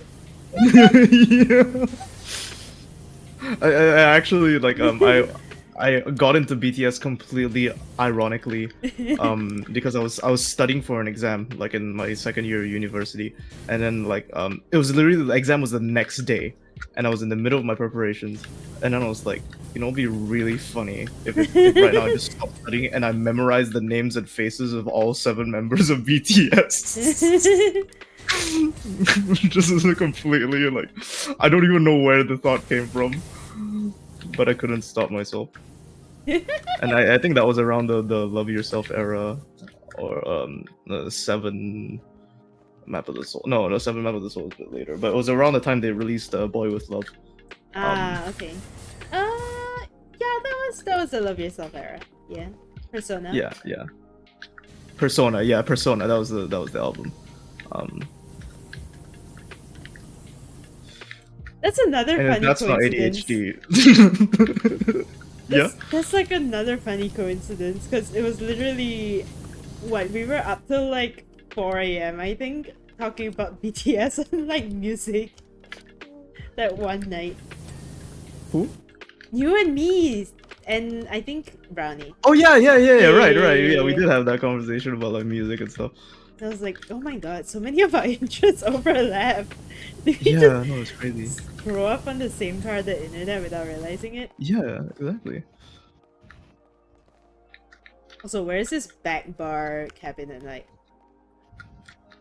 92%. Back bar cabinet. Tall stool. Back. Yeah, it says back bar cabinet light and back bar jars. Back bar. Cabinet door. Cabinet. This is the light. Well, it's not clean. Microwave isn't completely clean. What in a torture machine? Yeah, it's literally it's dead so space. Good, the dead space nozzle. Is it really the dead space nozzle? Oh, I don't know if it's like officially a dead space thing, but that's like what the dead space thing is like most. That's the most famous part of the gun. Is it? It's the plasma cutter. Well, I've never played Dead Space though. Yes, you have. No, like for 8 minutes. You play through like? Didn't you play through the first 2 Dead Spaces? No. And then you're like waiting on the third. No. Oh no! Wait, yeah. The first Dead Space like crashed to all hell. So you played Dead Space 2 straight away. Didn't you? No. I was like, you know what? I'll like play the remake and then we'll like wind back and play 2 and 3 later. Oh wow. So I haven't played a single one yet. You haven't played the remake yet? Oh damn. Not yet. So I'm waiting for a sale. Also, like, even if I get it now, I don't think I'll be able to play it on account of like Horizon as well as Breath of the Wild. I keep calling it Breath of the Wild. Tears of the Kingdom. Tears of the Kingdom doesn't like roll off the tongue. Sorry. Sorry, Nintendo. It doesn't. Also, hi Piazin. Welcome back. Ceiling shaded lights. Wall beam.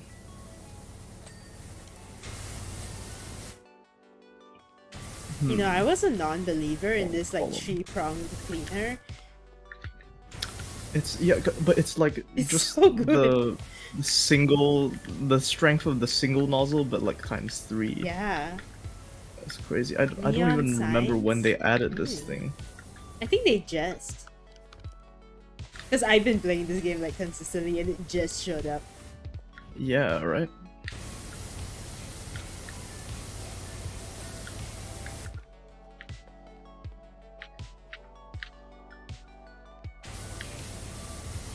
But that was an interesting thing I found out about ADHD, the emotional regulation side of things. Like you can feel things so strongly that it like physically hurts. Oh yeah. I think I definitely went through a lot of that when I was younger and less stable, but I've gotten better at like already managing that now. Yeah. Do you know the science behind it? No. I can tell you the science behind it. Sure. Television.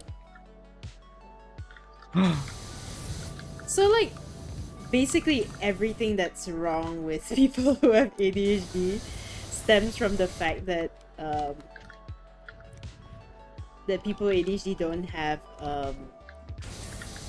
the one thing in the brain that inhibits impulse, right? There's no impulse regulation.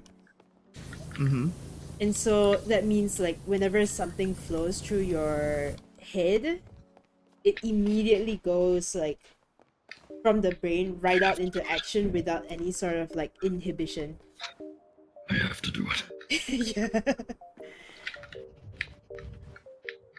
So like that applies to things like impulse shopping and like making impulse decisions or like getting really easily distracted, right? Because there's no like control mechanism. But it also applies to like emotions. So when you feel emotions, there's no like filter of it. It just directly comes up.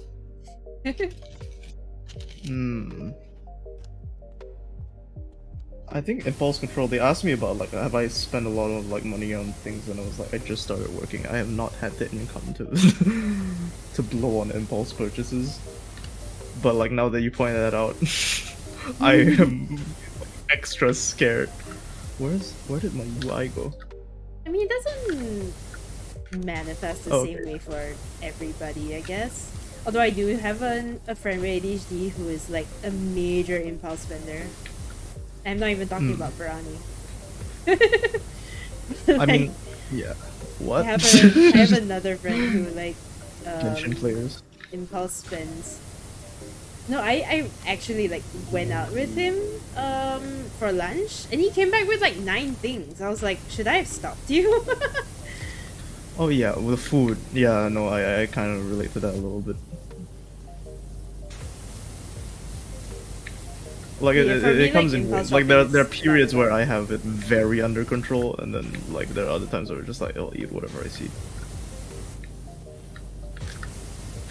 I kind of get what my therapist meant when she like asked me to describe things and said that, oh, it seems like you have it like under control, because there are some times where I like do feel like, oh, I kind of like, yeah, I have it under control. Because like I will have the feeling of impulse, but my brain is already like trained to be like, oh, it's probably not a good idea.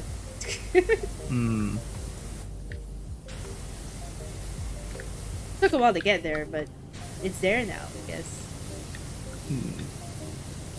Yeah. I think I definitely have impulse control problems now when it comes to like puzzles. Puzzles. And like very simple like brain teaser activities, like I guess chess. Like even chess puzzles or like logic puzzles, like, you know, stuff like Sudoku type things, where like that's pretty much unironically how I'm spending like 90% of my time. Like if I'm not like immediately called to like attention, like for work or whatever, and even then I'll still be like playing. I'll be solving shit on the side. Like yeah, I just get in a groove and I can't stop, even if I want to like break away and do something else. The moment I solve something, I immediately click, oh, new puzzle, like without thinking. And I'm just there for like another half an hour. I do know somebody who suffers from like the non-typical symptom of ADHD, which is that she hyper-focuses too much, and she finds it really difficult to like initiate tasks that needs to be initiated, and like moving from task to task, which is the opposite of my general experience with it, which is that I'm juggling like 5 tasks at the same time. Like the inattentive type. Oh, yeah, okay, focus on one. Just one.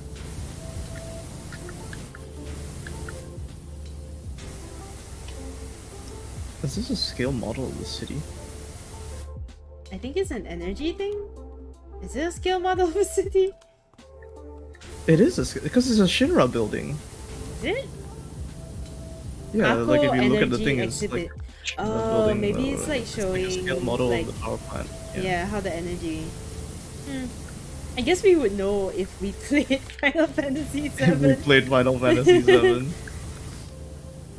But unfortunately,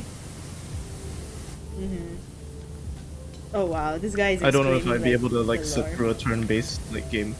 Dude, I struggle with turn-based. I cannot. Yeah. I'm gonna make some exceptions. Like rare exceptions. Yeah. Undertale. Undertale is not a turn-based game. Like, I mean, it is, but like in the loosest definition of the term. Yeah. Because like at least they have a mini game to break things up. If anything, I would just describe it as a bullet hell game. It's the same reason why I can't play Pokemon. Like I get bored of Pokemon. Oh no, Pokemon also sucks. So like.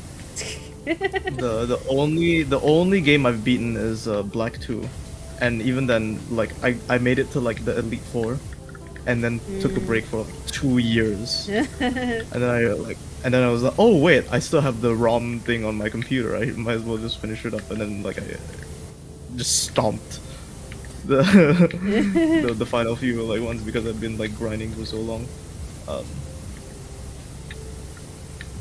And then at that point I had lost all investment in the story because it was 2 years. but Pokemon, yeah, I struggle with like turn-based combat stuff for ADHD reasons. I'm pretty sure, which is why I gravitate so much to like open world games. But Pokemon, I mean, I've heard that like it's just terrible for people to play now unless they grew up with it and they have really strong nostalgia with the game. Yeah.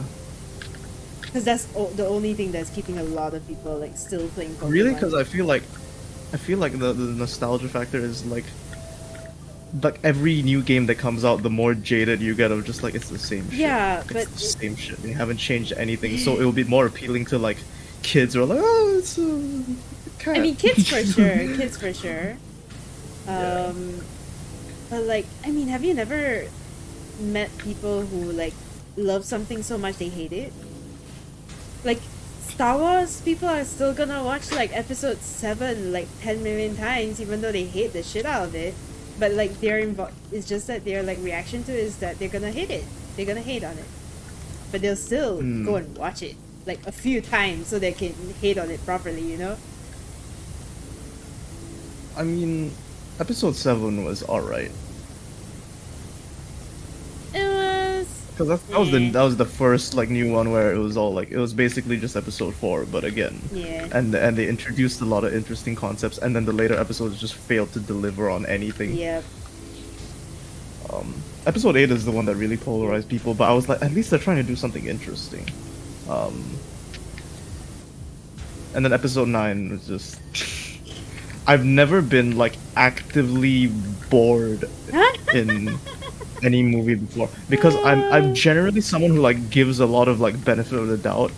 Like if I could see what you were trying to go for, and then episode 9 was just like so like trying to have its cake and eat it too, and the moment it asks any interesting plot questions, the bad guys arrive and they gotta go into the next set piece, and then like they try to kill off characters to have a big like dramatic moment and then undo the death like 30 seconds later. So that you don't actually have to deal with the pain of loss. And it's just like I didn't like there was like I'm always trying to see like, okay, what is this movie trying to do? What is it trying to say? And then like very quickly figured out episode 9 wasn't saying anything, and so like I just had zero. It's the only movie I had like yeah, I was actively like not interested in anything that like half an hour, and I was like, I have no reason to care about anything that happens from this point on. But show me that. What's the term you used? You enjoy consuming media the way the director intended. Well, not enjoy doing so, but like I tend to have like a very like I tend to have like very director intended like experiences of things. Yeah.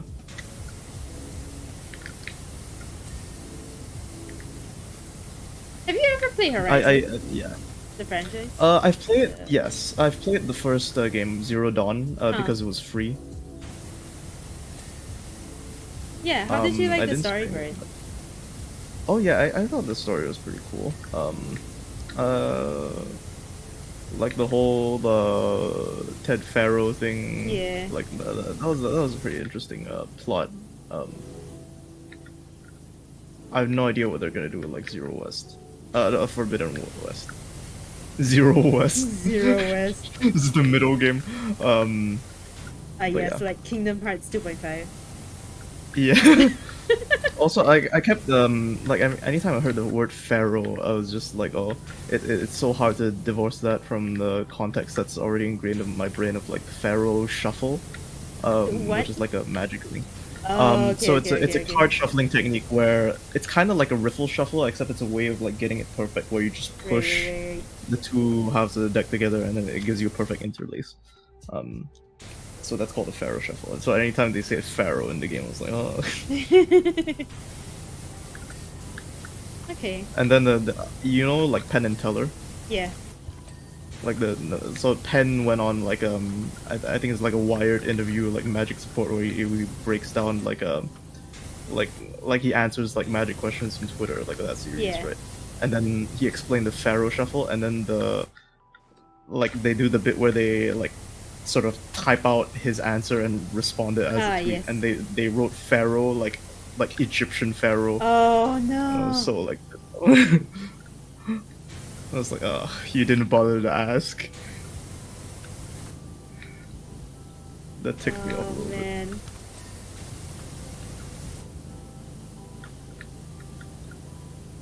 Because I was having this like conversation with Sarah last night about the story for Forbidden West. No, the story for like Zero Dawn in general, right, in the franchise, and how my opinion is that because I'm a consumer in the sense that I love like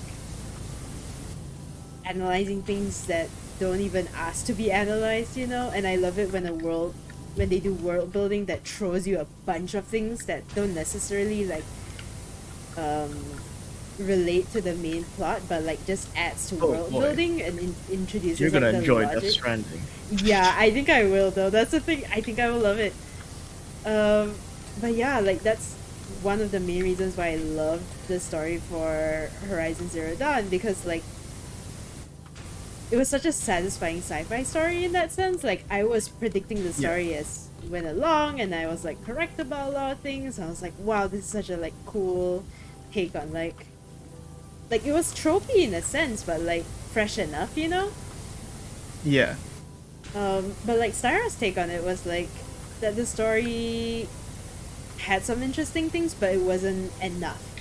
And I kind of get what he meant, because like from a pacing standpoint, Horizon Zero Dawn is very dense, and unless you like take the effort to read into all of the like documents and like think about like let it digest, and if you just like consume it as like just consumption and full stop, I can see the story being like a little bit unfriendly.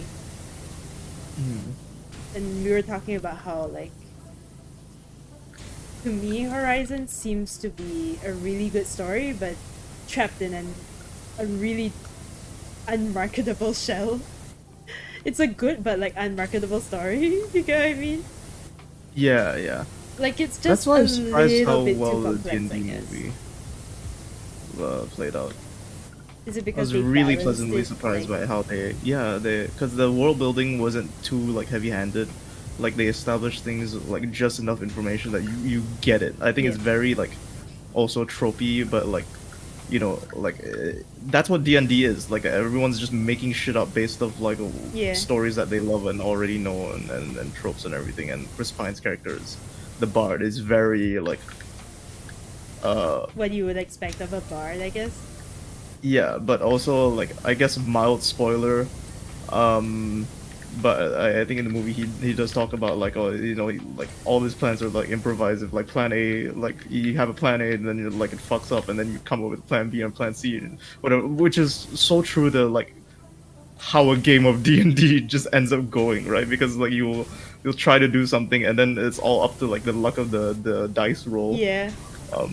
And so you're constantly having to like improvise stuff on the fly, because like even as a dungeon master, like things are not good. Like you can plan an encounter fully expecting that your players will steamroll it and then they'll all die, or you can create a ridiculously difficult encounter and then your players just roll nat 20s and then end up destroying your whole campaign. Which is, I've seen both of these things happen in like the same like campaign. Which is, yeah. I mean, I sincerely believe that's why like D&D is such a perfect matchup with like improv comedians, which is exactly the case with Critical Role. I don't know about comedians, but like it definitely lends itself well to like actors and like yeah, and sort of the ability to be able to like to think on the fly and act on the fly, like in character. Yeah.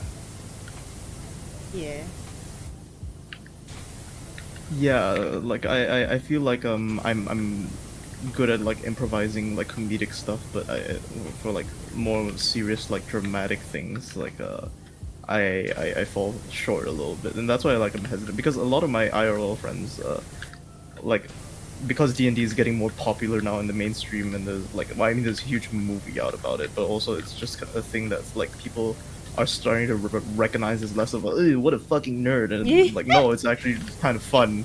Like it's just something that people just do now for fun because yeah, I think the mainstream perception is like changing, right? So now there's a lot of interest and chatter among my friend group, and like oh, but like I consider like as probably like one of the most experienced in the group, like it would naturally fall to me to like take up the role of DM if we ever decide to like get a campaign going. But DMing is so much work. Yeah, it's different. Yeah. Like preparing for a whole campaign is like people get paid hundreds of dollars per hour to like DM. It's an actual like yeah. I can imagine because you end up having to like work build to the point where you're thinking of things that might not even come up in the final session, but just in case it does. And sometimes you just want to do it to like add a layer of complexity to your character and the like politics of the world and all of that, right? Yeah. And like I never really know how much of it is like whenever I'm playing a game and a player asks a question and something like that, and the DM comes with an answer, I don't know how much of that is like, oh, he did his homework and prepared that, or he's just making this shit up on the spot and is like writing that down now to, like for future reference. Just picking whatever answer, just create the most interesting scenario. I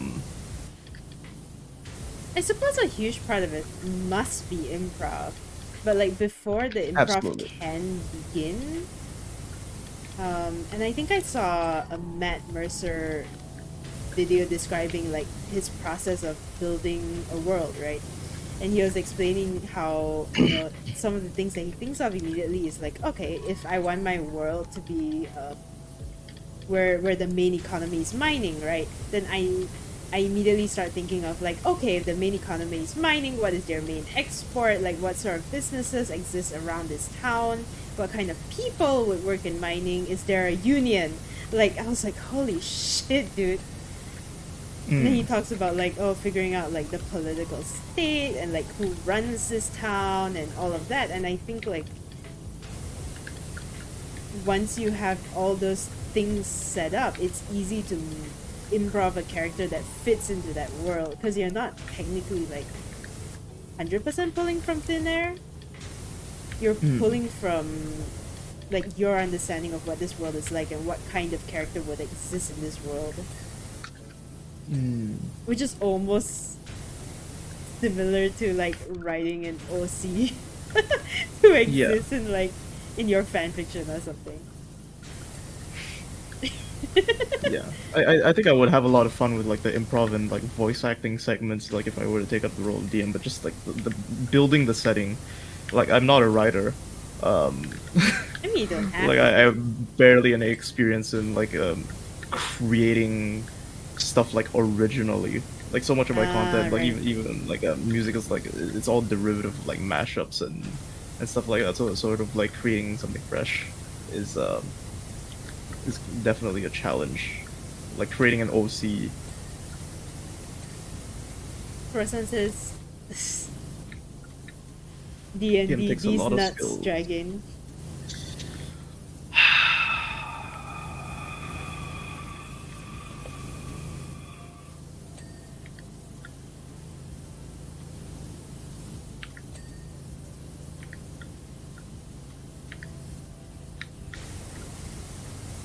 You know, I think I will be going at 12 p.m. 12 p.m. I'll be place at like 12 a.m. to pick up the thing from my friend. That's fine. You know what? I think maybe I just for like ease. I think I will end early. Okay. So I'll just like work after. But if you wanna extend and you wanna jump to a different game, I could like come back and rejoin. I'm sure Sarah would be happy to like play or something. If you wanna go on for longer. Sure. I don't know how long I feel like streaming tonight either. Yeah, that's the tricky thing because like typically I would default to working on art, but a lot of the art that I want to do is not.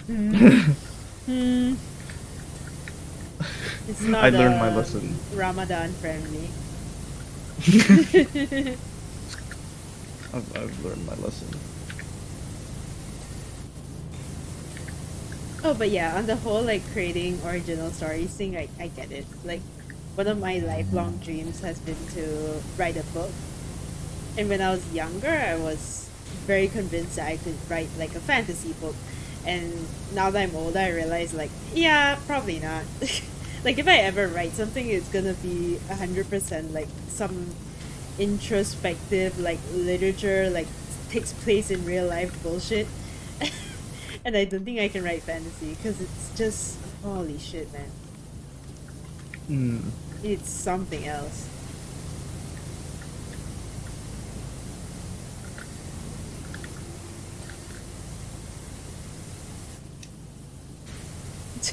IRL, IRL yes. What is BS? Bullshit. Oh, What did you think? I don't know. It could have been something like, I don't know, business studies or whatever. I wouldn't know. Business studies. Bro. Yeah, because you're talking about like economies and stuff, Oh my gosh. unions,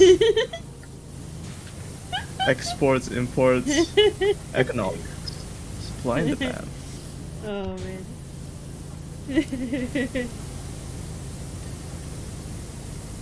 Also, this is so much less fun than the Yeah. bar because there's so many tiny like spots. That Yeah. Oh yeah. oh That's my just. god. You know, I'm not even gonna bother with the yellow nozzle anymore. I'm just gonna go dead space. Yeah. Because That's what I've been doing. like there's zero reason. There's zero reason not to use it at this point. Are you also a yellow nozzle main? Yeah.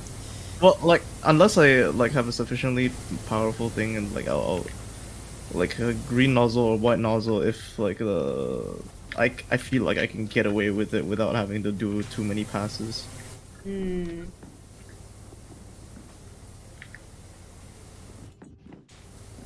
Yellow Also, nozzle main.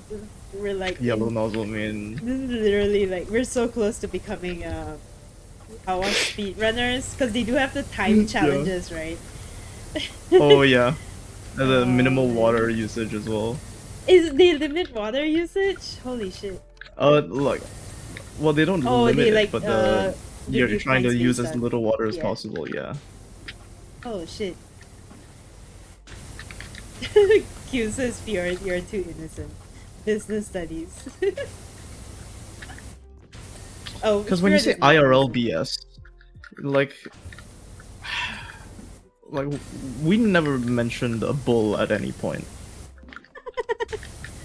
Conversation, let alone fecal matter. So like, it's like when people, Let alone it's like you fecal use the, matter. it's like when you use the term literally, like just too loosely. Like, what do you even mean? This is on you.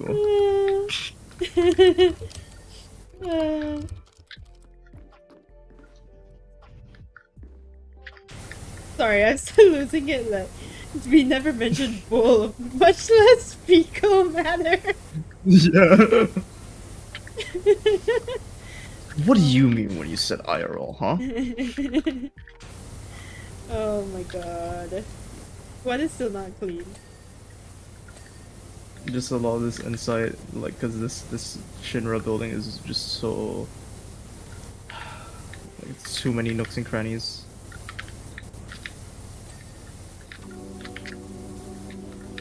Does it tell? It gives you like a white bar when it shows you like, this is not clean. White bar. Yeah, yeah. Like in the top left, like when something is not clean. Yeah. Like the Yeah. white bar shows how much left is needs to Yeah. be clean. Yeah. Yeah. So I'm just like going around looking for white bars now. I'm pretty sure they all like have to do with the central console. No, there are a few thing, like out here. I guess. It's okay, I'm on outside dating. Spotlights. Sector 3 outskirts. Sector 2 outskirts.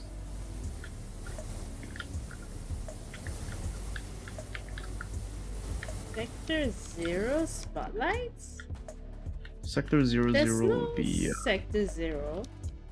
Is there? Yes, there is. It's, it'll probably be like the middle. Oh. Spotlights.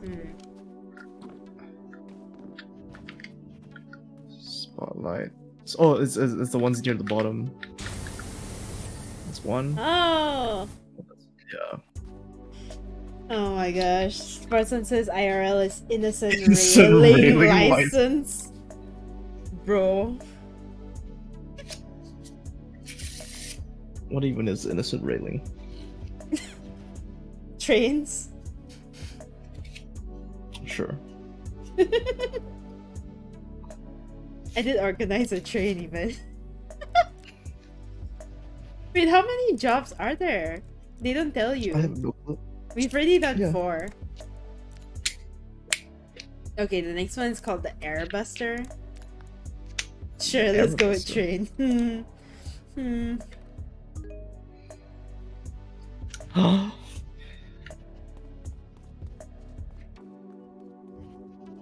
What is this base? Who is this guy? Washi Washi. Oh, Taki, hi, how are you? How's it going? Unfortunately, the Scorpion Sentinel you cleaned was destroyed. Oh no. I realize I'm not picking up any of the text messages. Is it because you're not hosting the game? Yeah. Aww. Hojo So thought sad. it hilarious. Oh. Shaking, crying. This must be like following the plot of the game or something. Oh. I guess. Although it doesn't like make any sense to me. It's been a shit day. Look! A mention of fecal matter. Finally happened. I've been shitting a lot today. What did you say earlier on Styra's stream? I was losing it. Like, you're asking like weekend plans?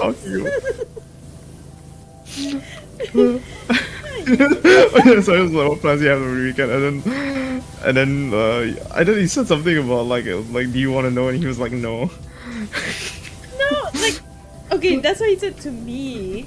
But like, he asked like, yeah, what were your weekend plans, and then you like said, once I heard that, I was like, okay, I like free license to say whatever the hell I want. So it's just like, oh, you know, shitting and crying, you know, just staying home the usual.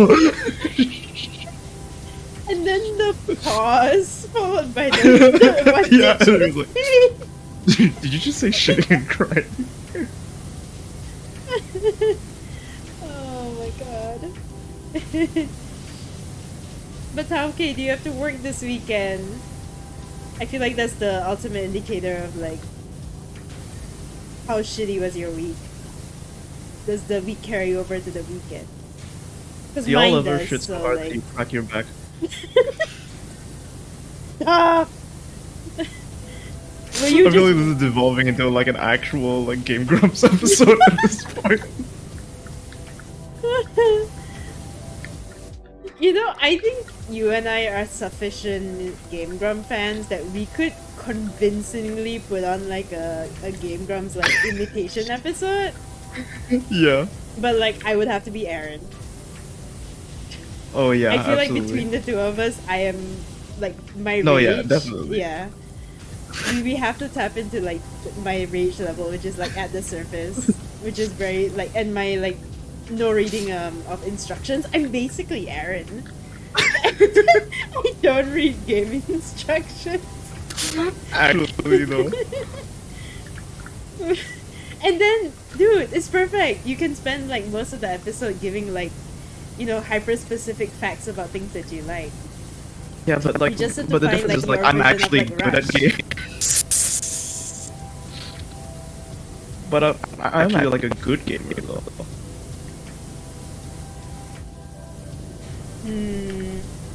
I mean, most of the time Aaron's the one playing the game, so like. Yeah, exactly. but like Dan is absolutely worse. Of course, because he's not a gamer. It's so funny because He's not a not gamer. Yeah, exactly. Yeah. No, that's why we have to play like games where skills don't matter. Like we have to play like Horse Club Academy or something.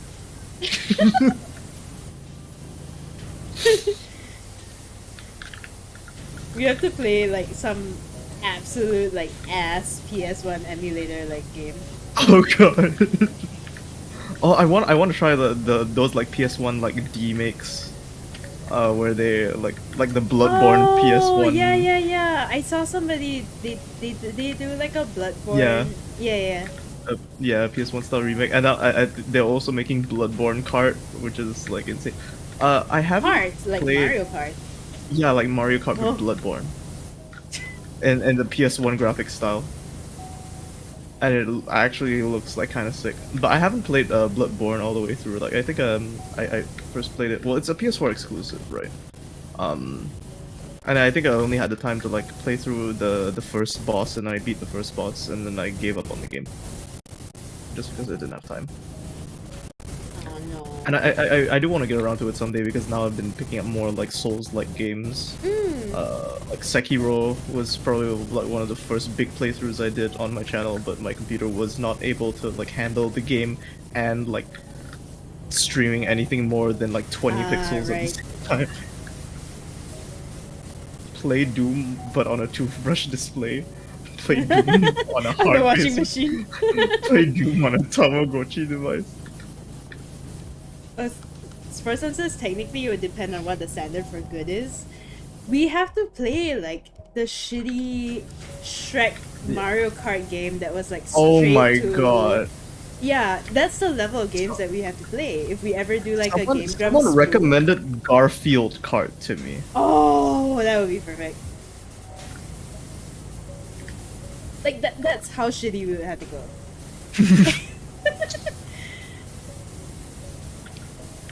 There's a free escape room game on Steam. That's like low-key horror that I've been meaning to get around to, but I've never found the... Shall we? Yes. I'll just like tap into my anger that day.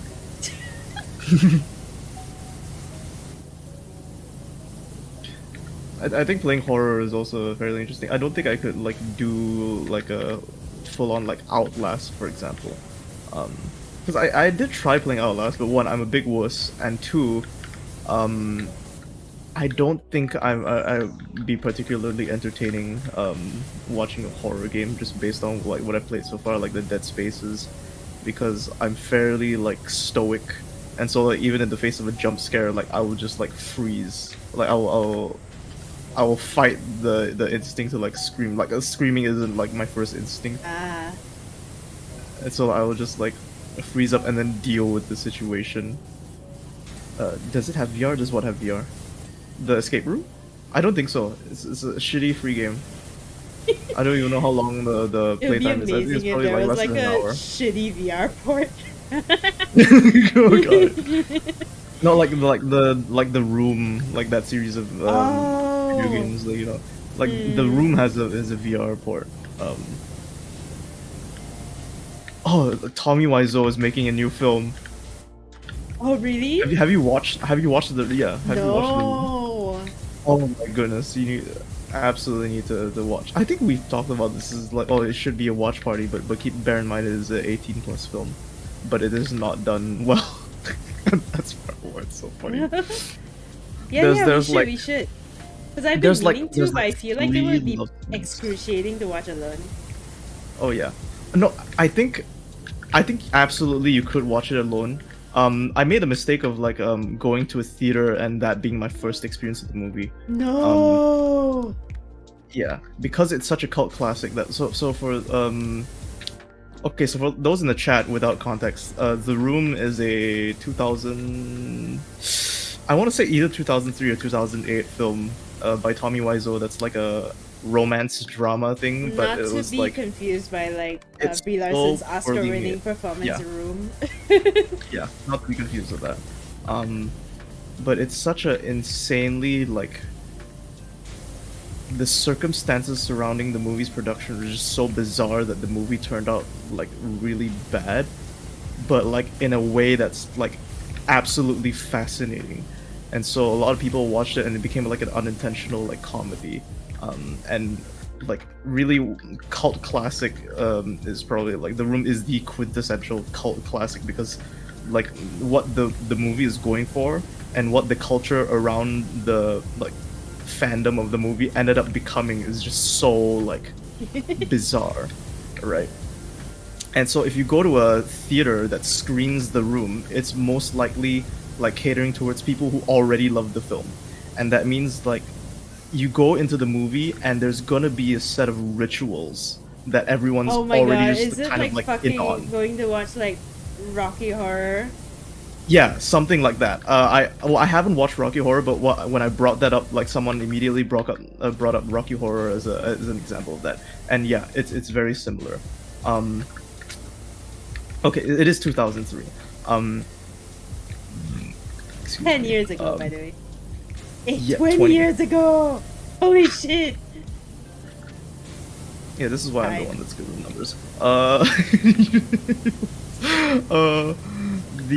Okay, what was I saying? Right, so I'll give you an example of just one of the so-called rituals. That also aligns because you're good with numbers. And so is Dad. Wait, seriously? Oh yeah! Oh shit! Oh shit! Oh my goodness. Yeah. My goodness. There's this little factoid about the movie, where, like, obviously they had to like rent out a set, or like usually when you have a movie like the set, there's gonna be a set that's either like if you have a big enough budget, you build it yourself, or you rent out a location to do the filming, right? So they rented out a soundstage that was like this apartment kind of set, right? And so because it's like a house, like apartment, there's gonna be like photo frames throughout the apartment, and typically you would you know, like it's stock photos, and then typically you go out and like replace those photos with like photos of the actors to establish like, like make it feel more like a home, like, oh, there's a family living here kind of thing, right? Yeah. And they just didn't do that. No. because the production like nobody, like, I don't know what the hell Tommy was like doing as a director, but like because the production of the movie is so like messy that they just didn't do that. And so it's literally stock photos of spoons just lying throughout the house. And so people eventually like picked up on this, like, why the fuck are there just photos of spoons lying around? And so when I went into the theater, like as I was walking to the theater, I hand my ticket to the guy, and he's holding a big bucket. Right, he's holding a giant plastic bucket full of plastic spoons, and he was like, "Do you know what's going on?" And I'm like, "No, what the fuck? I just came here to check out the movie." And he explained like that little factoid to me, and so like he was like, "You just grab a handful of spoons," and basically it's a thing where like anytime one of those photos enters the frame, like if you see it on screen, everyone has to yell "spoon" and then throw a spoon towards the screen. And so this happens like almost like 20, like I think 20 times in the movie, and it was like like just in the corner of the frame, like one of the photo frames is visible, and everyone yells "spoon," and a nuclear volley of plastic spoons launches towards the screen, and it's just an insane viewing experience. And like I regret not having watched the movie by myself to like at least like, because I was so like I didn't get it, and I didn't have the time to like formulate my own like, oh, look at that thing, that's funny, because everything was everything had all been discovered, and is like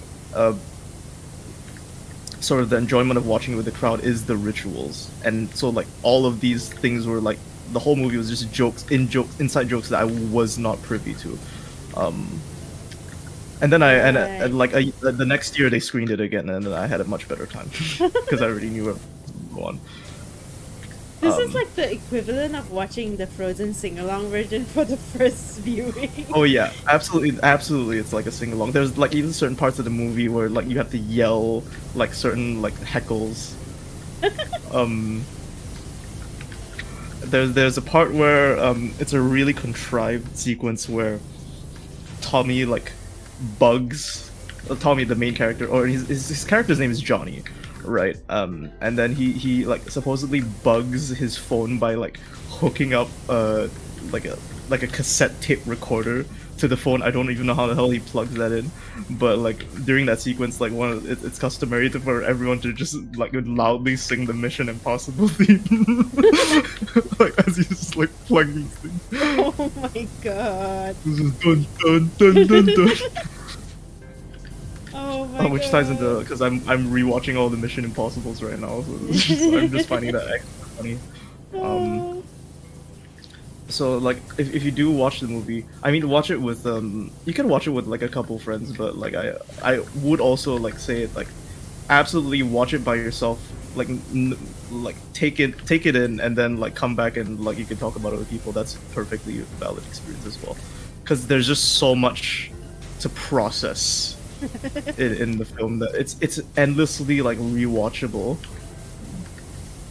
because it's so bizarre. You regret stopping by today? She says, I will never look at spoons the same again. Oh man. Yeah, and well, they do have rules like you can't use metal spoons because people will actually get hurt. Yeah. Because you will get hit by spoons, or it will like tear the screen. Oh shit! Yeah. Yeah. So yeah, like eventually you run out of spoons, but then there are spoons that land on you from behind, so you can just like reload. Here, come and look at this. Where are you? Yeah, what about hole?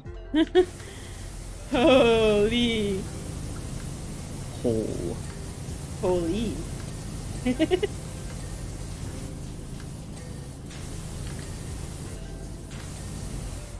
Other cult classics that I love are The Big Lebowski, Chungking Chungking Express, Jennifer's. I've actually never Chungking watched any of this. I've heard Jennifer's Body. I vaguely remember that. The Megan Fox one. Yeah, I know. I vaguely remember. This is back at the height of her Transformers fame. Yeah, before she got together with Machine Gun Kelly. I almost said Chainsaw Kelly. Chainsaw Kelly.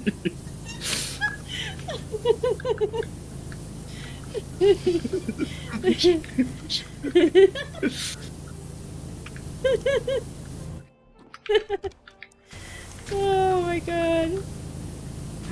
Oh man. Yeah, I like that's surprising that Jennifer's Body is considered a cult classic. I don't know if it is a cult classic, like especially I don't know if it would be considered a cult classic. Compared to like yeah. I don't know, Legally Blonde. Or like Scott Pilgrim, right? Which like I don't know okay, if, like, perfect those timing yeah. because the Scott Pilgrim anime is coming out. But if you haven't watched the movie, please, for the love of God, watch the movie. Like even better if you can watch read the comics, which I actually do have not watched the movie.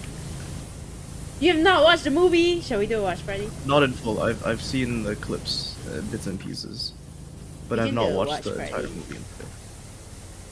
Like I've watched the like Watch Mojo, like they post 10 clips from the movie. But I have not done a whole like thing. But I really enjoy Edgar Wright's work. Absolutely. I'll get around to checking it out someday.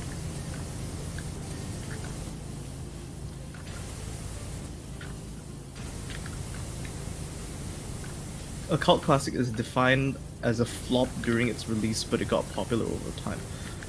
Oh, okay. Okay. Because when I hear cult classic, I think the cult bit is like the more defining thing for me, which is why The Room for me is the defining example of that, because the culture surrounding the film is just so strange.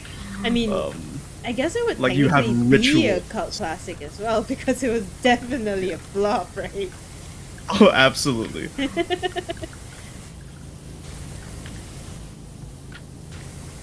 Or I guess Community is like a cult classic in that sense. Really? Because like it definitely wasn't as popular of a show like when it was airing, and then now because it's on Netflix or whatever, it's enjoying a resurgence in popularity, and the YouTube channel is just posting full episodes of the show. But I mean, it got picked up by Yahoo. Can you name any other show that got picked up for Yahoo's streaming service? Firstly, no, but secondly, to contest, Yahoo also bought Tumblr. So this is not entirely what the hell were they thinking? character for Yahoo. Yeah, exactly. But then it's like, and a Community, like, yeah, I don't know. It's just, yeah. I'm just curious what they're gonna do for the movie. Yeah. I don't know, because the main obstacle is like whether Dan Harmon could get around to like actually writing the damn thing, right? I don't know whether it's like fully in the works. And I feel like if somebody else writes it, it's just gonna be shit. Absolutely. Because he's definitely one of those writers that's just like his comedy style and writing style, and everything is just so distinct that you can't replicate it even if you are the most talented like writer in the world. I can't describe it as anything other than like some people's brains go places that you would never go normally. If anyone wants to watch The Big Lebowski, contact me. Okay, yeah, we should like totally arrange when I'm like less drowning in meetings at work. We should do like a bunch of watch parties. Because Brani and I have been wanting to do a watch party of The Whale, but it will be like sad lah. But I heard it's great.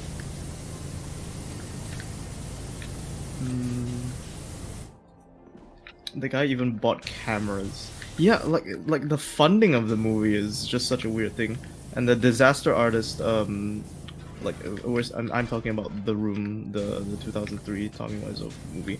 There's a follow-up, the sort of like based off of the autobiographical novel written by one of the guys who starred in The Room as like the I guess the second main character, and he basically documented a lot of his experience, like what the hell was going on behind the scenes of production and what was so weird.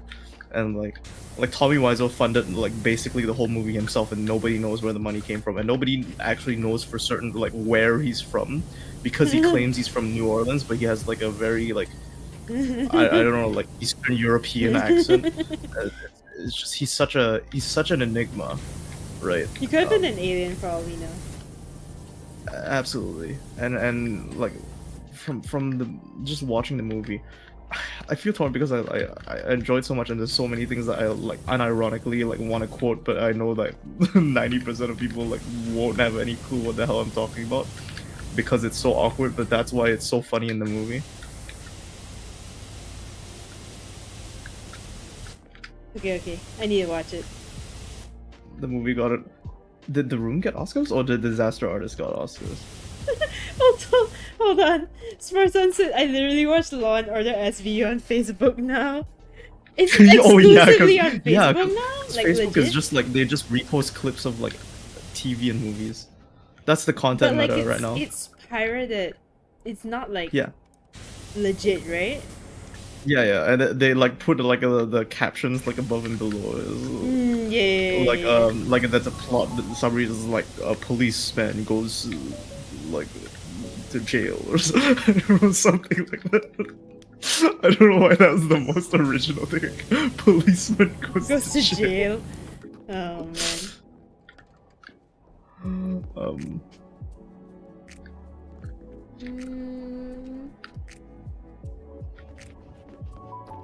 Also, Tauke says you do have to work on the weekends, but it wasn't the worst part. What's the worst part? Also, what is still not clean? Also, I think after we clean this, I need to go. Yep. Base front turrets. Turrets. Oh. Base light.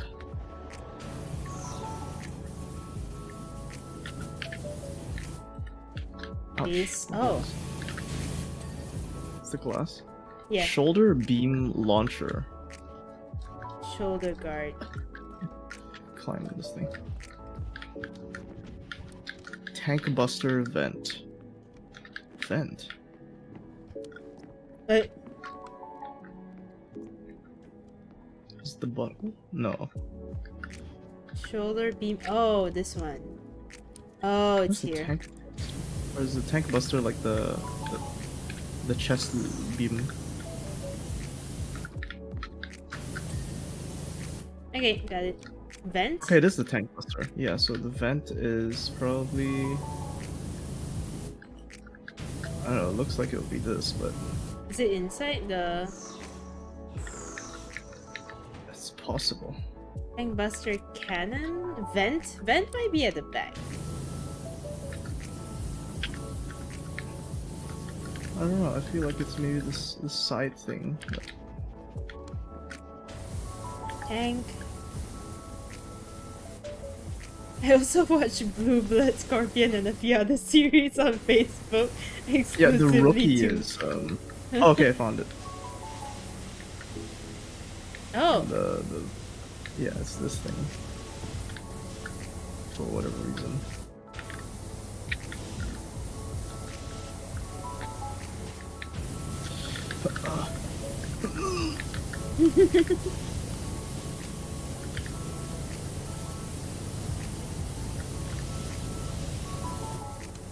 Bruh.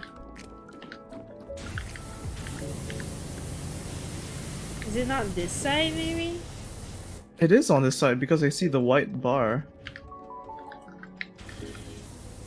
Oh yeah, you're right. The other side does have the white bar. Oh! Is that... Oh, we got it. Yay! Yeah!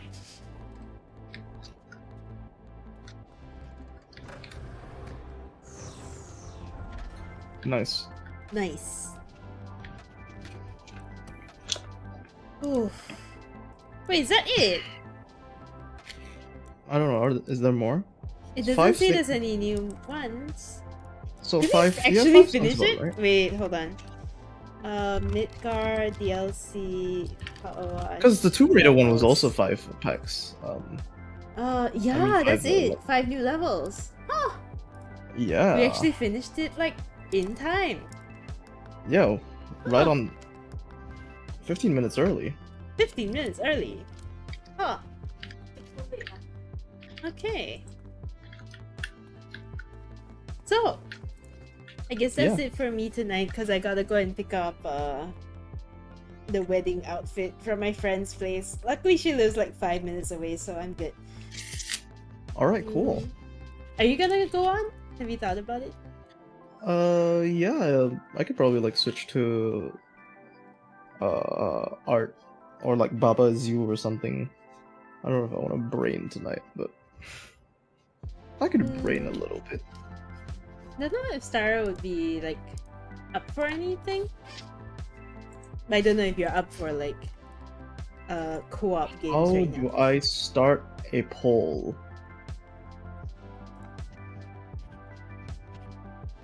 Where's the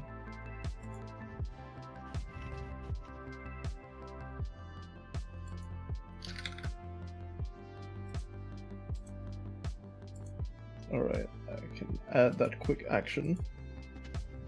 And then I can Teamwork makes the dream work. indeed Shrek. But yeah, thank you for today. It was fun. We should totally do the escape room. Absolutely. You go and find out what the title is, because I have no idea what you're talking about. Yeah, it's literally called like Escape Room, and then there's like a German title. Oh, Der Kranken Kolleg. I think you're actually like being affected by my PowerWash.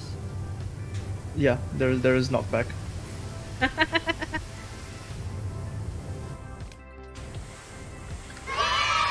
Yay! Okay, yeah. I will jump out of BC in the meantime, say some byes, and then I'll probably go and raid out. Okay. But yeah, thank you. Have a good night. Thanks for chatting. It was fun. Yes. Yeah. Yeah. And maybe I'll see you later if... Probably. I don't know if you guys, like, you and Styra happen to be free later, and like, I'll be down to like hop on like Fortnite or Overwatch. Yeah, we'll probably do like Fortnite dailies and Overwatch weeklies or whatever. Okay. I can text him if you are busy now. Hold on. I'm gonna take this moment to order some late night food. Before you go read my comment on Facebook pages. Fjordy brain. Wait, what? Indeed. Oh, I could make that as an emote at some point. Actually, no, I have no idea. Oh, there are old abandoned pages that get bought, and these pages get revenue by posting episodes and getting ad revenue. Oh. Yeah. That sounds like a scam. it pretty much is. That's the meta now. They just like repost content, and because they are well made, and they just like shift the aspect ratio and then speed up the clip.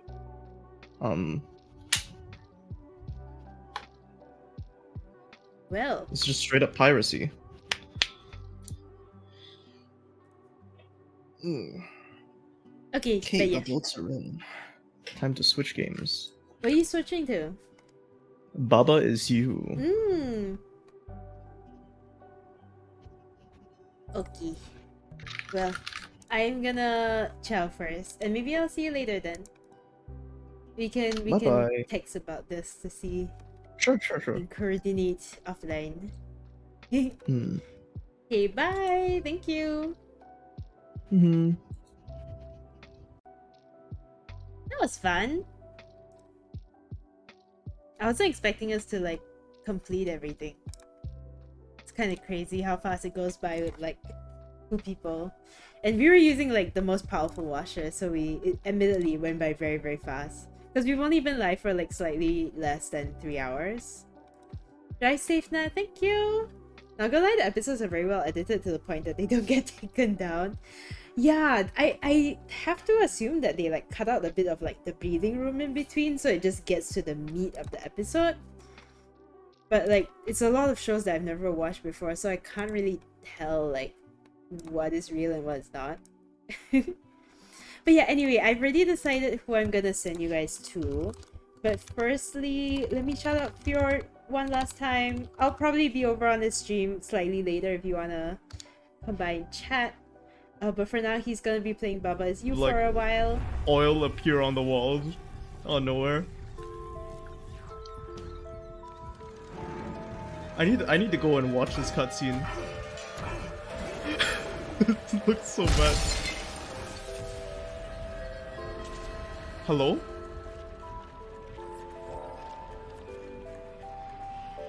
Oh, it's the Fjord face cam. Escape the hunter. I'm running from an invisible enemy. Where am I going? Yeah, he told me he like encountered a lot of bugs in Dead Space.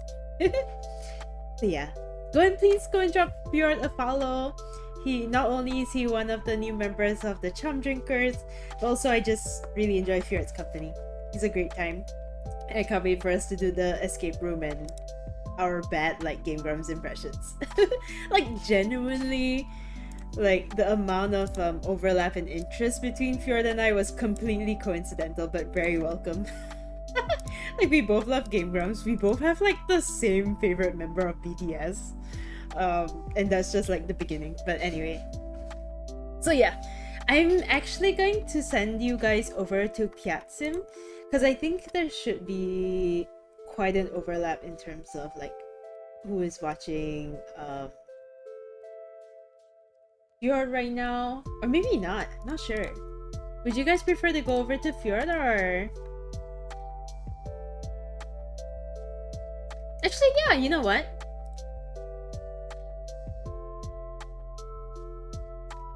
Oh, PSM is also like resetting his stream, I think. Restream due to lag? Okay, I'm a bit confused about what's happening there.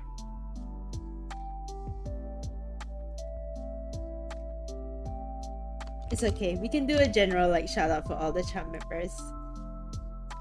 If you haven't followed any of them, please go and drop them a follow, go and check them out. And you know what? Yeah, let's go and raid Fjord. Because I might be there later as well, so yeah, let's send all of you guys there and then we will... Well, I guess I will see you guys on Tuesday, I think. Thank you, Brownie! Thank you for hanging out! I hope you guys enjoyed that, by the way, because I really did enjoy myself too. Okay, let me kickstart that raid, because I do actually need to start driving soon. But yeah, in terms of my next schedule, I will be back on Tuesday instead of Monday because I forgot that I have my hospital appointment on Monday, which I'll tell you guys more about on Tuesday.